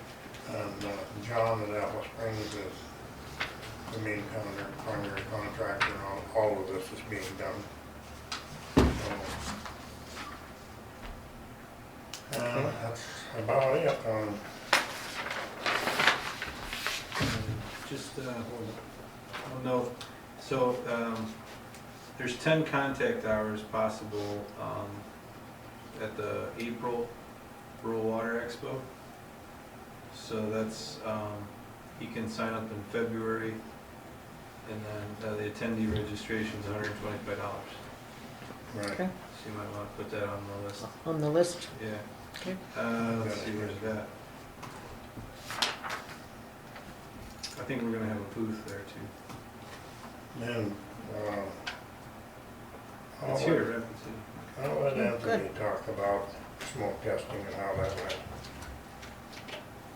Yeah, so we did all but 3 houses. One didn't have a clean out, but then we did get smoke out of that when we came back the next day when the water was here and smoked the whole main. We did get smoke out of that one, so the 2 houses we couldn't get, well, we got smoke out of your house on Manning when the rural water did it, but we didn't have a chance to go to do the individual clean out. So we can redo that one. And then the other one that we didn't do was Becca. So we definitely want to do hers, because we didn't see any smoke come out of her roof when the main got done. So we're a little bit concerned on that one, so. And she's had no complaints, none at all. Yeah. But, yeah, it needs to be done, It's so. clogged or something. Yeah, what kind of time frame are you thinking there? A couple of weeks or a month or? We'll do it after the Thanksgiving holiday. We'll come back and do those 2. Okay. Just want to make sure people are there. I got it. She said something about like Thursday's a good day for her. Uh-huh. Is that right? Yeah. She doesn't work then, so Okay. one of the Thursdays coming up next week, or Okay. next month. Next week. You don't have to wait Almost for next this. week. Okay. One of the things of vital importance is the fact that the sewer smell apparently was coming from the unoccupied house that Harris has, and some of those sewer pipes were not plugged, blocked off, whatever, so, there was some discretion whether the house was even hooked up to city sewer. However, it came out of the vent pipes and stuff, so that's a positive fact that it is hooked up. Yep. And, so I don't know if those corrections have been made or not at this point. Okay. Does the homeowner need help, or is it all good, or for filling the traps? With RV, I think we're gonna do with RV stuff. I don't know. Oh, I didn't, you never really said, you were talking about a balloon, and then all of a sudden when you came to the meeting, you were talking about RV fluid, so whatever you want us to do. Yeah, probably the cheapest option is to just put the non-toxic RV antifreeze in the traps. Okay. And I think your husband said he had some. Who knows? He said he had a bunch. Yeah. I'll fix them. Okay, cool. And then That could be an all-winter let me know. search. Yeah, okay, so let me know if you need any help. I can come up with what he can do. There you go. Thank you, Lon. So that's all the traps. So sinks Yeah, you want to everywhere in the house. Yep, Yeah. yep. Okay. And was there any problems anywhere else? Nothing that would be odor related. I mean, we would want to investigate the cleanup that was blocked. But that's more of like a jetting issue, a cleaning and jetting issue, so. Okay. So I had a meeting today with some council members in Hill City who said they're buying a Vector truck. And I told them, you would know, because it'd be $250,000. And they said they think that's what they're spending. So I said, would you guys be interested in sharing your resources with the town of Hermosa? Because we're supposed to go out for qualifications on cleaning and televising companies. Mm-hmm. And part of that is I wanted the GIS data so that I can show them maps of our system that will help them to bid it. So I'm going to follow up next month with them and meet their public works director and stuff like that to see how we could pool municipal resources, because obviously it's a cost, right? Right. And their guys are complaining about, well, we're not getting enough time, or, you know, to go do, well, Hermosa is gonna pay somebody to do it, so now they can actually Right. get paid for the Right. guys to come down and do that service for us. Awesome. So we'll see, because that's a lot of money. That Yeah. Hill City's only got 1,000, well, just under 1,000 population, so that's a lot of money for them to Mm-hmm. Yep. pay for a sewer Vector. Okay. Well, it's good. They said it penciled because of 5 years of having Rapid Rooter do it. It paid for it paid for it, so that's pretty bad, you know, if it costs that much. Oh, it's horrible. Yeah. So this would be an even better option for them if we can convince their council. So. Yeah. Very good. Thank you. All right. Well, just kind of reiterating on what he's saying, you know, I mean, I've looked at them, I get magazines that have them, and those rigs are horribly expensive, you know, I mean, teaming up with somebody like that would be wonderful, right in the area like this. No one has actually pulled the trigger on that deal in Rapid. Some of the ex-employees were looking at buying a jetter truck and a camera truck and one thing or another, and actually going into business, because we don't have anybody here. Yeah. Nobody. Locally, we've experienced that for the last several years, that these people are coming out of Billings, Montana, 300 miles, mobilization just to get here to do the job. And then they want a huge guarantee, you know, 3,000, 4,000, 5,000 feet that they do by the foot and that kind of stuff, so. Yep. It would be very advantageous to be able to get into that. Yep. Okay. The work orders, still banging away at them. Okay. All right. Very good. Thank you. Thank you for all your hard work down at the lagoons and everywhere. Like I said, it makes me happy getting that put together. All right, finance officer. So you have a couple, the treasurer's report and a budget report in there. I will have the bank statement next time. Next time? Yeah, I had a little issue with some things coming over on front desk with G-Works, and trying to work with G-Works on it has been challenging, but get there. So on the budget, where are we at the final Well, 50? we'll need to do some supplements. Yep. Okay. And I'll probably, we'll do that in December. Okay, For sure. coming up? Yeah. Yep, that's coming up. Okay. All right. Very good. And any updates? The only update, and I was just gonna, Jill and I were talking, so Friday after Thanksgiving, I know it's generally probably not a very busy day, and I'm gonna be gone, so I'll be taking a vacation day, and Jill and I were just wondering if we would mind if the town is closed that day, if we both took vacation, or if you wanted it, but she'll work, but I'll make a motion that we allow the town office to be closed on the Friday after Thanksgiving. I'll second that motion. Black Friday, yes. Motion's been made and seconded. Any questions or comments from anybody? All those in favor? Aye. Aye. Aye. Aye. Very good. thank you. We appreciate that. Mhm. Okay, anything else from you? Terry? That was all I had. All you had? Okay. That brings us to old business.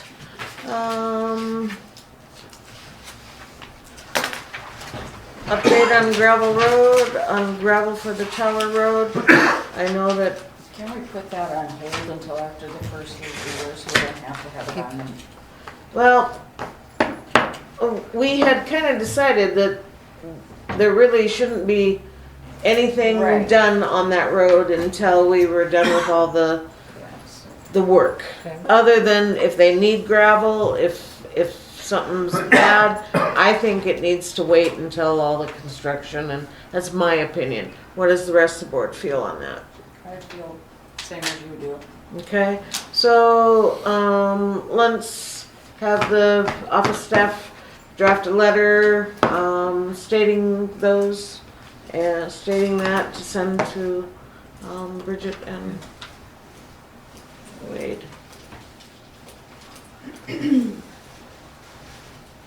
Do we need a motion in that effect, or just, we're okay with it? Okay? Dan? Also, I was gonna bring up in Public Works, and I'm sorry I missed it, but by the time I used gravel up on West Main and Task Court, Mm-hmm. and the approach coming into the truck stop, we're gonna be pretty well out of gravel. That Tower Road needs gravel along the edge where it's washed it out all summer long. Okay, So I'll need to put some gravel on that. So we may need a couple more loads of gravel.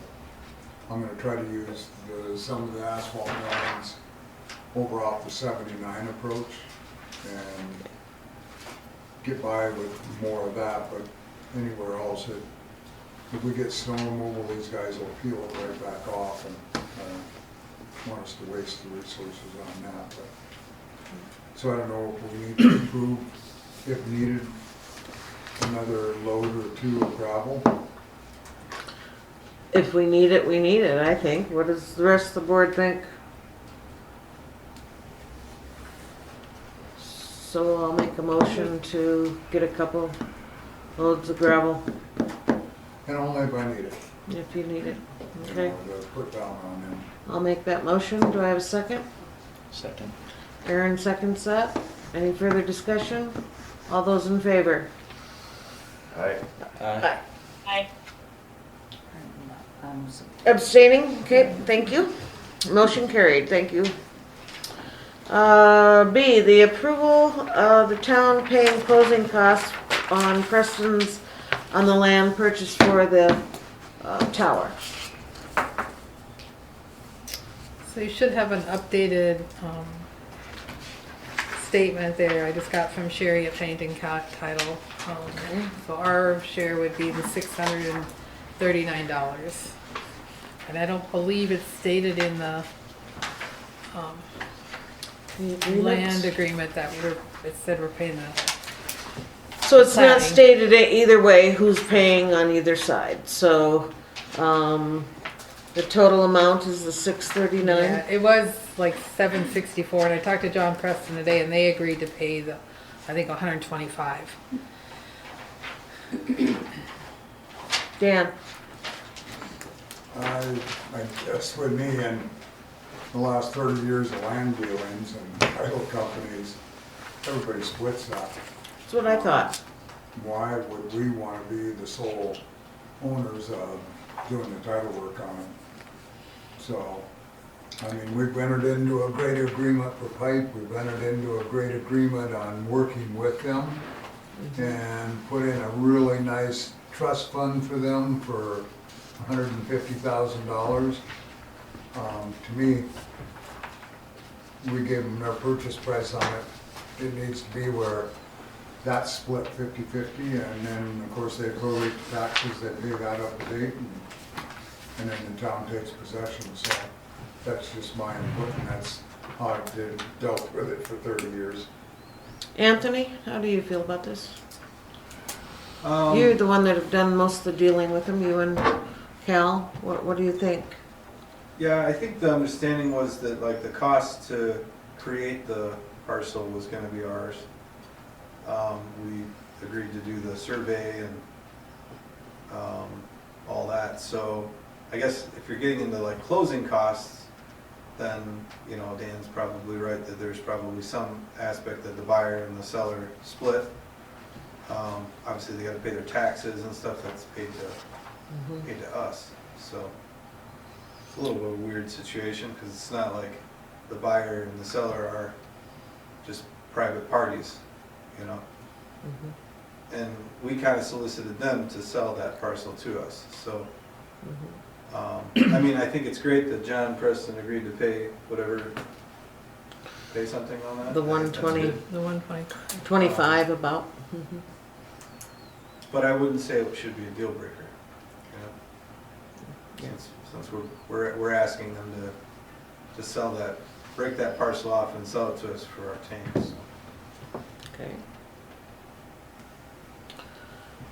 So I'd entertain a motion.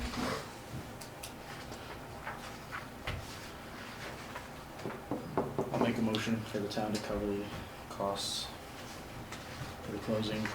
We kind of discussed that during that work session with them. Okay, $639 for the town to pay the closing cost. Do I have a second to that motion?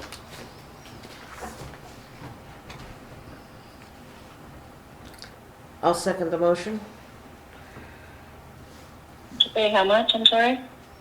$639. $639.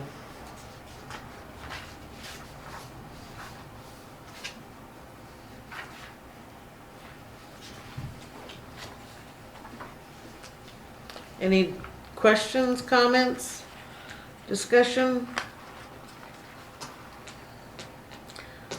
All those in favor? Aye. Aye. Shanna? Yeah. Aye. That was cute. Thank you. Motion's carried. Thank you, everybody. 13, new business. Approval reimbursement of water testing fee for Cheryl Negebauer. This, is at the last meeting, that Cal ran. Cheryl was here and asked about some testing, and I think the board asked for Chuck to do that, am I correct? And Chuck didn't get it done, is that correct? That is true. Okay, and so Cheryl went ahead and did it on her own, and she's asking for reimbursement of those costs, which is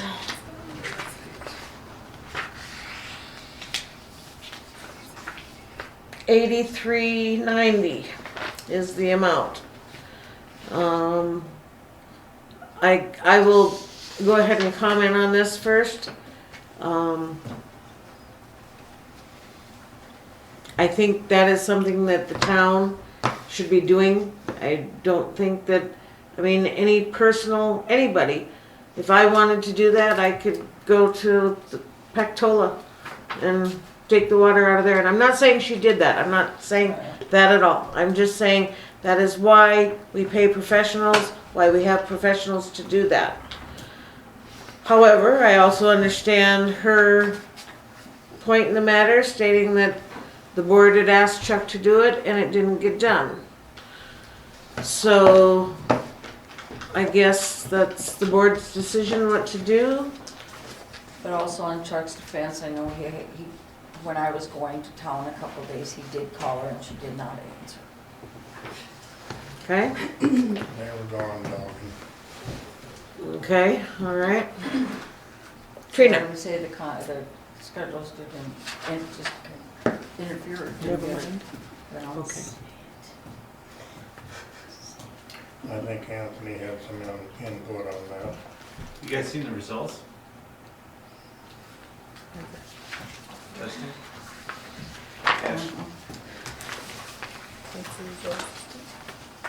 So, go ahead, Yeah, you got it Anthony. in front, I don't know. Yeah. This is her You don't have results. them? Yeah. He sent me an email copy, but thanks. It's a little better, you can read the handwritten. I don't think that's the actual back to you though, is it? Well, they tested E. coli and total coliform, they said it was absent. Nitrates were low, 5.11, it's below 10. But total dissolved solids was higher than 500, which is what they like to see, milligrams per liter, I guess. This well is, according to her, 27 feet deep. Mm-hmm. So it's just troubling for me that somebody's drinking from that. Period. Period. Yeah. So like, that's why I was reluctant when we were talking about it last meeting about testing and stuff, because it's subject to so many influences that it was hard, because the whole matter came up because the lagoon was irrigating, and so they wanted to know if it was impacted by the irrigation, but it could be impacted by Battle Creek, it could be impacted by her own Yes. septic field. Exactly. There's so many things when you're drinking surface water. And just talking to ranchers about cattle drinking water, even the cattle, they'll drink the water from the surface if they're thirsty enough. But if you gave them well water, they'd walk right past the pond, the stock dam, and they'll drink well water. Well, no, but the well water is Yeah. cleaner. Yeah, I know. And so then the ranchers say their coat is thicker and they eat more and their stomach is better. So like even cattle won't drink surface water. Mhm.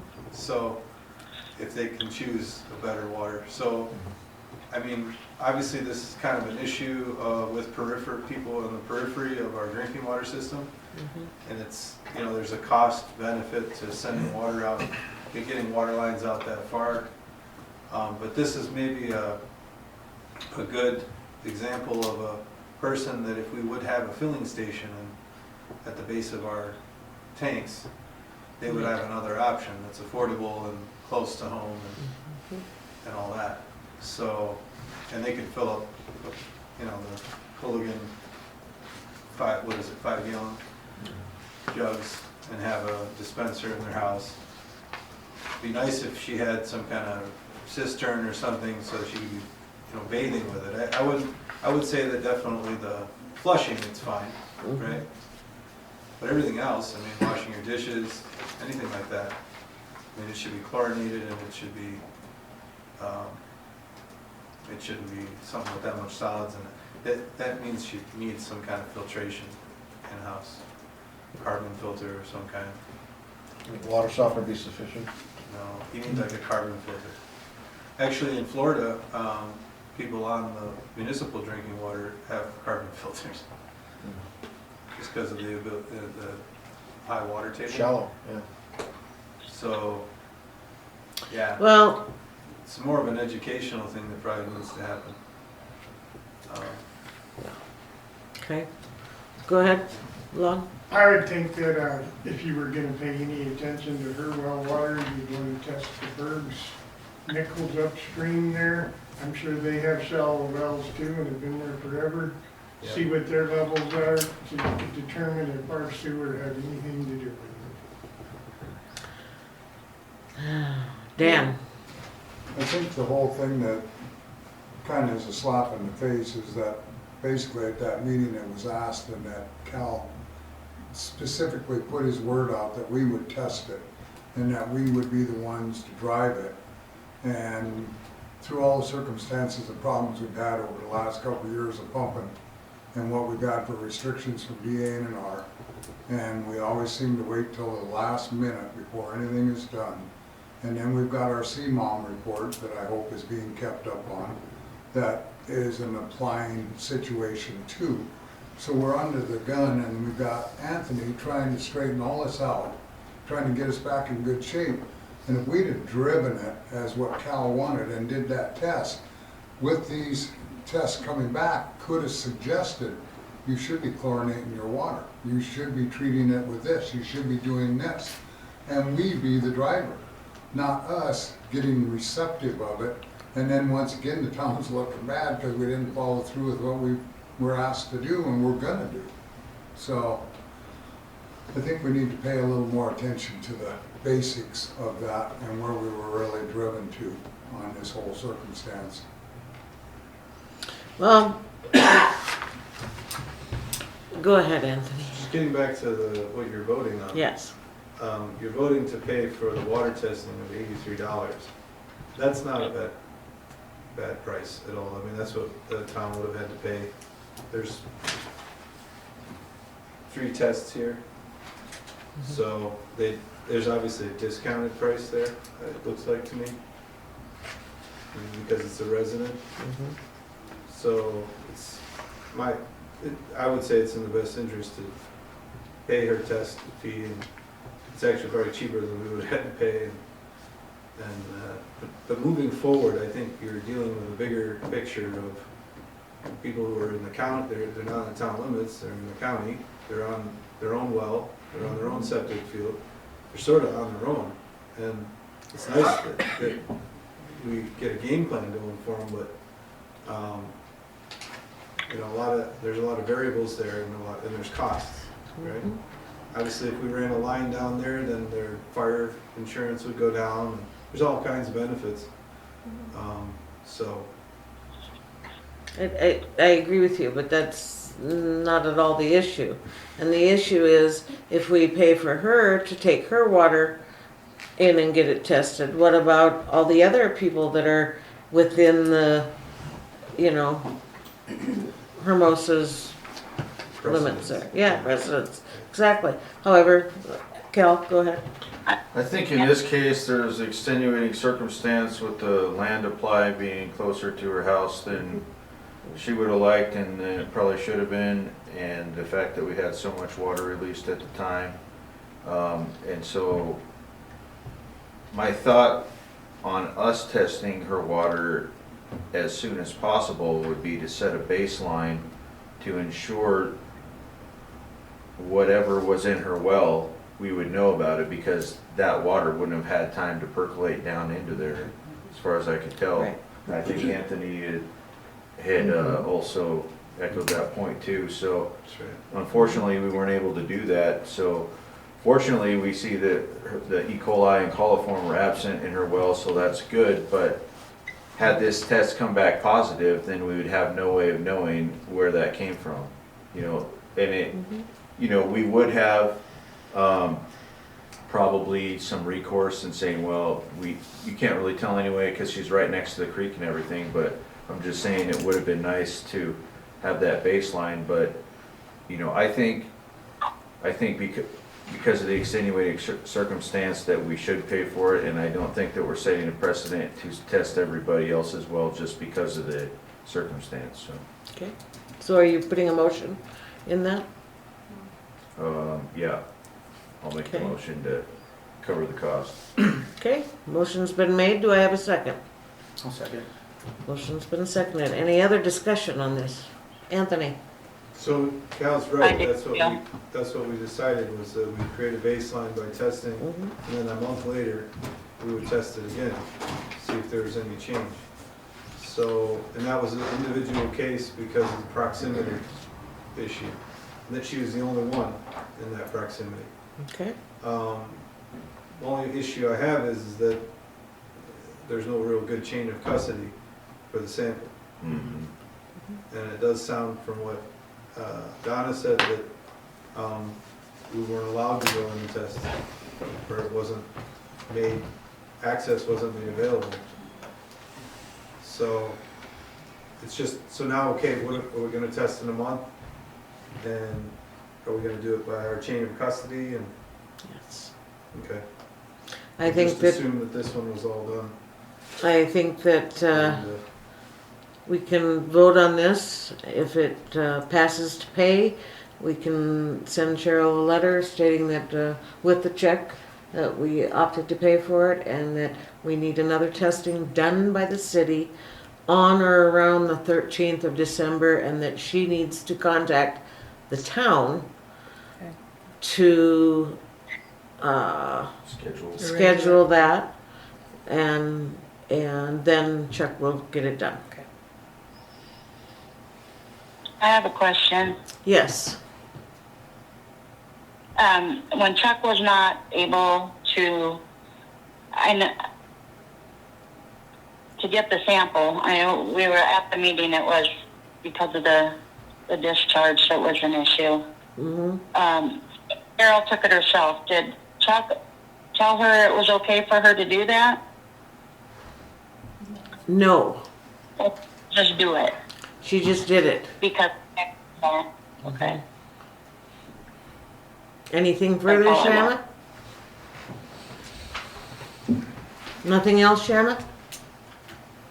Such a delay in there. No, I agree that the letter should be included that to go through the town.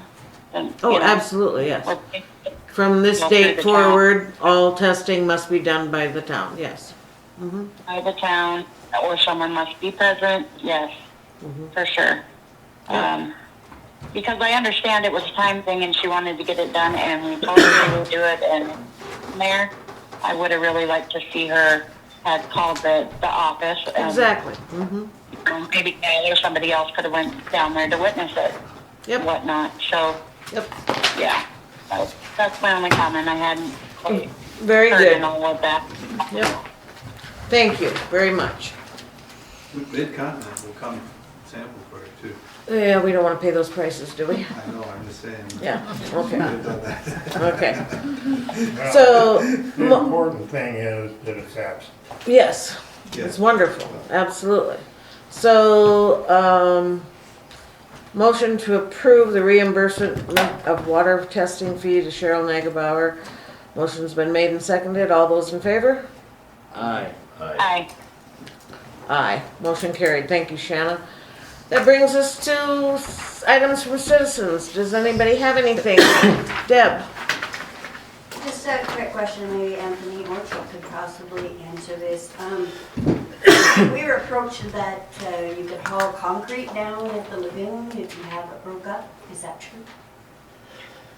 I had said that, yes, if it's broke up into smaller pieces, then we don't want it if it's big chunks.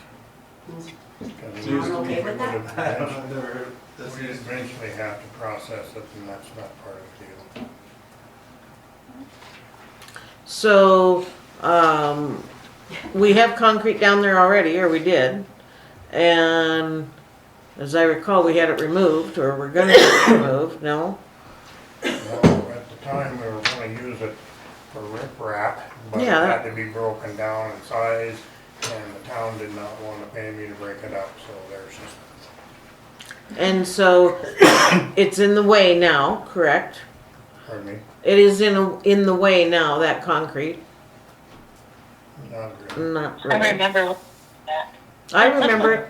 Yeah, I remember it. Not me. I had somebody approach me and say that he got permission to haul concrete down there if it's broke up. But I think that that should be a board's decision. I'm just saying, or not It's So, not something done anyway. Needed more, anybody so on else's on that concrete. subject, we do need broken up concrete to create a spillway at our discharge for our treatment plant. It's something that it should be put in for maintenance so that we don't have erosion at the Okay. Battle Creek. So it was something that was gonna be done between now and springtime.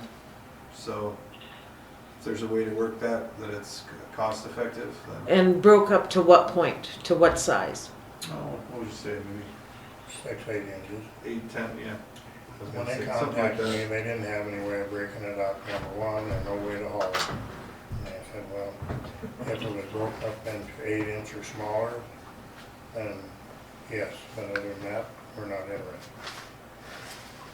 Okay. Just to stop erosion, right? So as long as you can transport. Yes, so the pipe that comes from the, the V trench that goes down to the road, Yeah. from the lagoons, it goes into a manhole, goes down a pipe under the road, but it stops short of the Battle Creek, which is fine because the Battle Creek floods, so. But what we'd like to have is some spillway there so that it doesn't create a channel of erosion and, Put some riprap in there. yeah, it's not a huge deal, but it's, it's something it's a maintenance thing.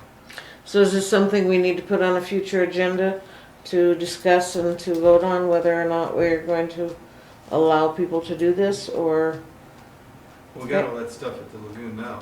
Yeah, there's plenty there for. for what we need? They're busted up. Yeah. Yeah, and I don't know, when we start getting into the construction of the lagoon expansion, there's a pipe that wraps around the west side of lagoons A. A and C. Mm-hmm. So, if it gets moved then, I mean, that would be a good time to just break it up and haul it down to the outfall. Okay.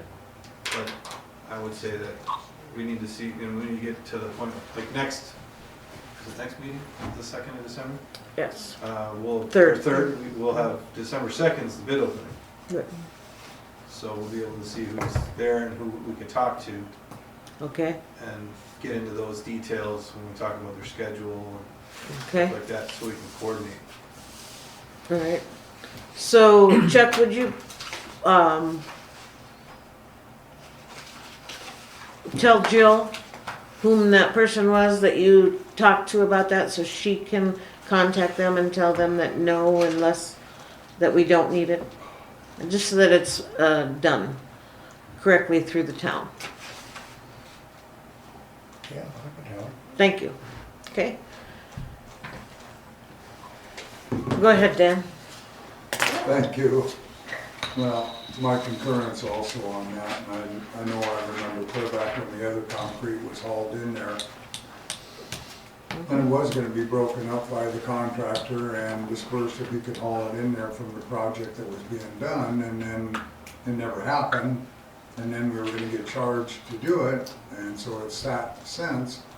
But to me, for a spillway or anything else, we can use bigger aggregate rock too. It looks a little bit better, just like on our sidewalls or anything else that we need to for wash purposes, rather than concrete. But I think the big point is that we can't have people going around telling the public that they can haul debris or concrete into the lagoon without board authority or have that authority other than a board member. So I also feel that we need to be a lot more proactive in our inspections. With us, in our circumstance, and our building permit, we were fined. We had a stop work order put on us. We had to apply for a new permit. We had to pay for the new permit. And yet we had an inspector that drove by us and seen the work going on and never said anything until we get all this brought against us, and it costs us another $1,200 to be able to go through with our project. And with the circumstances of that, and that occurs, yet other permits, other projects are allowed to go on within the community, and no big deal. I don't feel the fairness and the precedence of how that is being addressed or set across is fair. And I've also been one that's always been very resourceful on town projects to look forward, not to double dip on projects, and to spend money consciously. Also, I hope that the manhole on 3rd Street that was brought into that gravel by that steep hill is more covered too, because as we did our tour, a couple of them almost went over that manhole, which would have ripped oil pan off or done damage to a front end, and the way it's sticking up right now. So, so it's not a good circumstance on that, so. Other than that, I surely appreciated the crowd, and I appreciated the board and their wisdom and the progress of being moved forward with our infrastructure. Thank you, Dan. Any other? Trina? I just, kind of piggyback off what Dan said. I'm a little nervous because all we're asking for is carport on our property.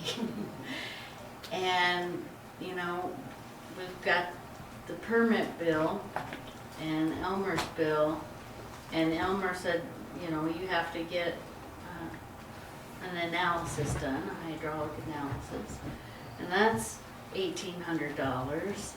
And it's nerve-wracking as a citizen to put in $2,200 into something that may come back with a no. So I feel like we need to reevaluate how we're handling those things. Anyway, I should have all the paperwork and everything in next month or so. We had a lot of discussion on that at our FEMA meeting, and yeah, we are going to be going through things, and I like I said, we all feel for all of you living down there. You're first. So, Yeah. yep. Thank you. All right, trustee input. Cal. I don't know. I mean, you know, I appreciate everybody's input on everything. Last time I forgot to mention Joan, and who can forget Joan, so I'll just bring her up this time, but not in exclusion of anybody else. Okay. Aaron. I'm good. I think we're looking at a lot happening really quickly, so. Okay. Donna? I just want to make the statement, do as I say, not as I do. Okay. Okay, Shiana. Are you having a work executive session after this? Is there one tonight? I know there's no need that I know Okay. of. I would only ask that you make a motion to let me stay if you were. Okay. I guess my only other, I do have comment, I just can't get it out of my head, and I apologize to everyone, but at that last meeting, when we made the motion with Cheryl's incident, to have Chuck contact her the next day. So I can't blame Cheryl for having it tested herself, but in the letter when we're telling her, you know, to contact the town, I think it's important to also tell Chuck to contact someone on the water committee if you can't do something that the board had made a motion for him to do. So we would have known that he wasn't able to get down there and have the office contact her, you know, to let her know. It just seems like a loophole, because I know when Cheryl gets that letter, she's going to say, well, what am I supposed to do? Chuck never showed up. You know? Yeah. So I just think it's important to kind of close the hole on that. I mean, you do a lot of work, Chuck, and attaboy, but I'm slapping your hand, too. That's all. All right. Thank you, Shannon. All right. I have a little bit of trustee input. One, I'd like to thank Donna and Terry for bringing the beautiful treats. It was Thanksgiving. Okay. Thank you for that. That was very nice. And then I want to thank Cal for running the meetings for me and taking care of things while I was gone. And there will be some more instances where I will be gone. My husband just is requiring that we leave town many, many times. So, I got it, get rested out. Attaboy, go on. So anyway, thank you. Thank you everybody for coming tonight and everybody's input. I really appreciate it. And there will be no executive session tonight. I would take a motion to adjourn at 8:38. I'll make that motion. Thank you, Aaron. Thank you, Donna. All those in favor? Aye. Aye. Motion carried. Thank you.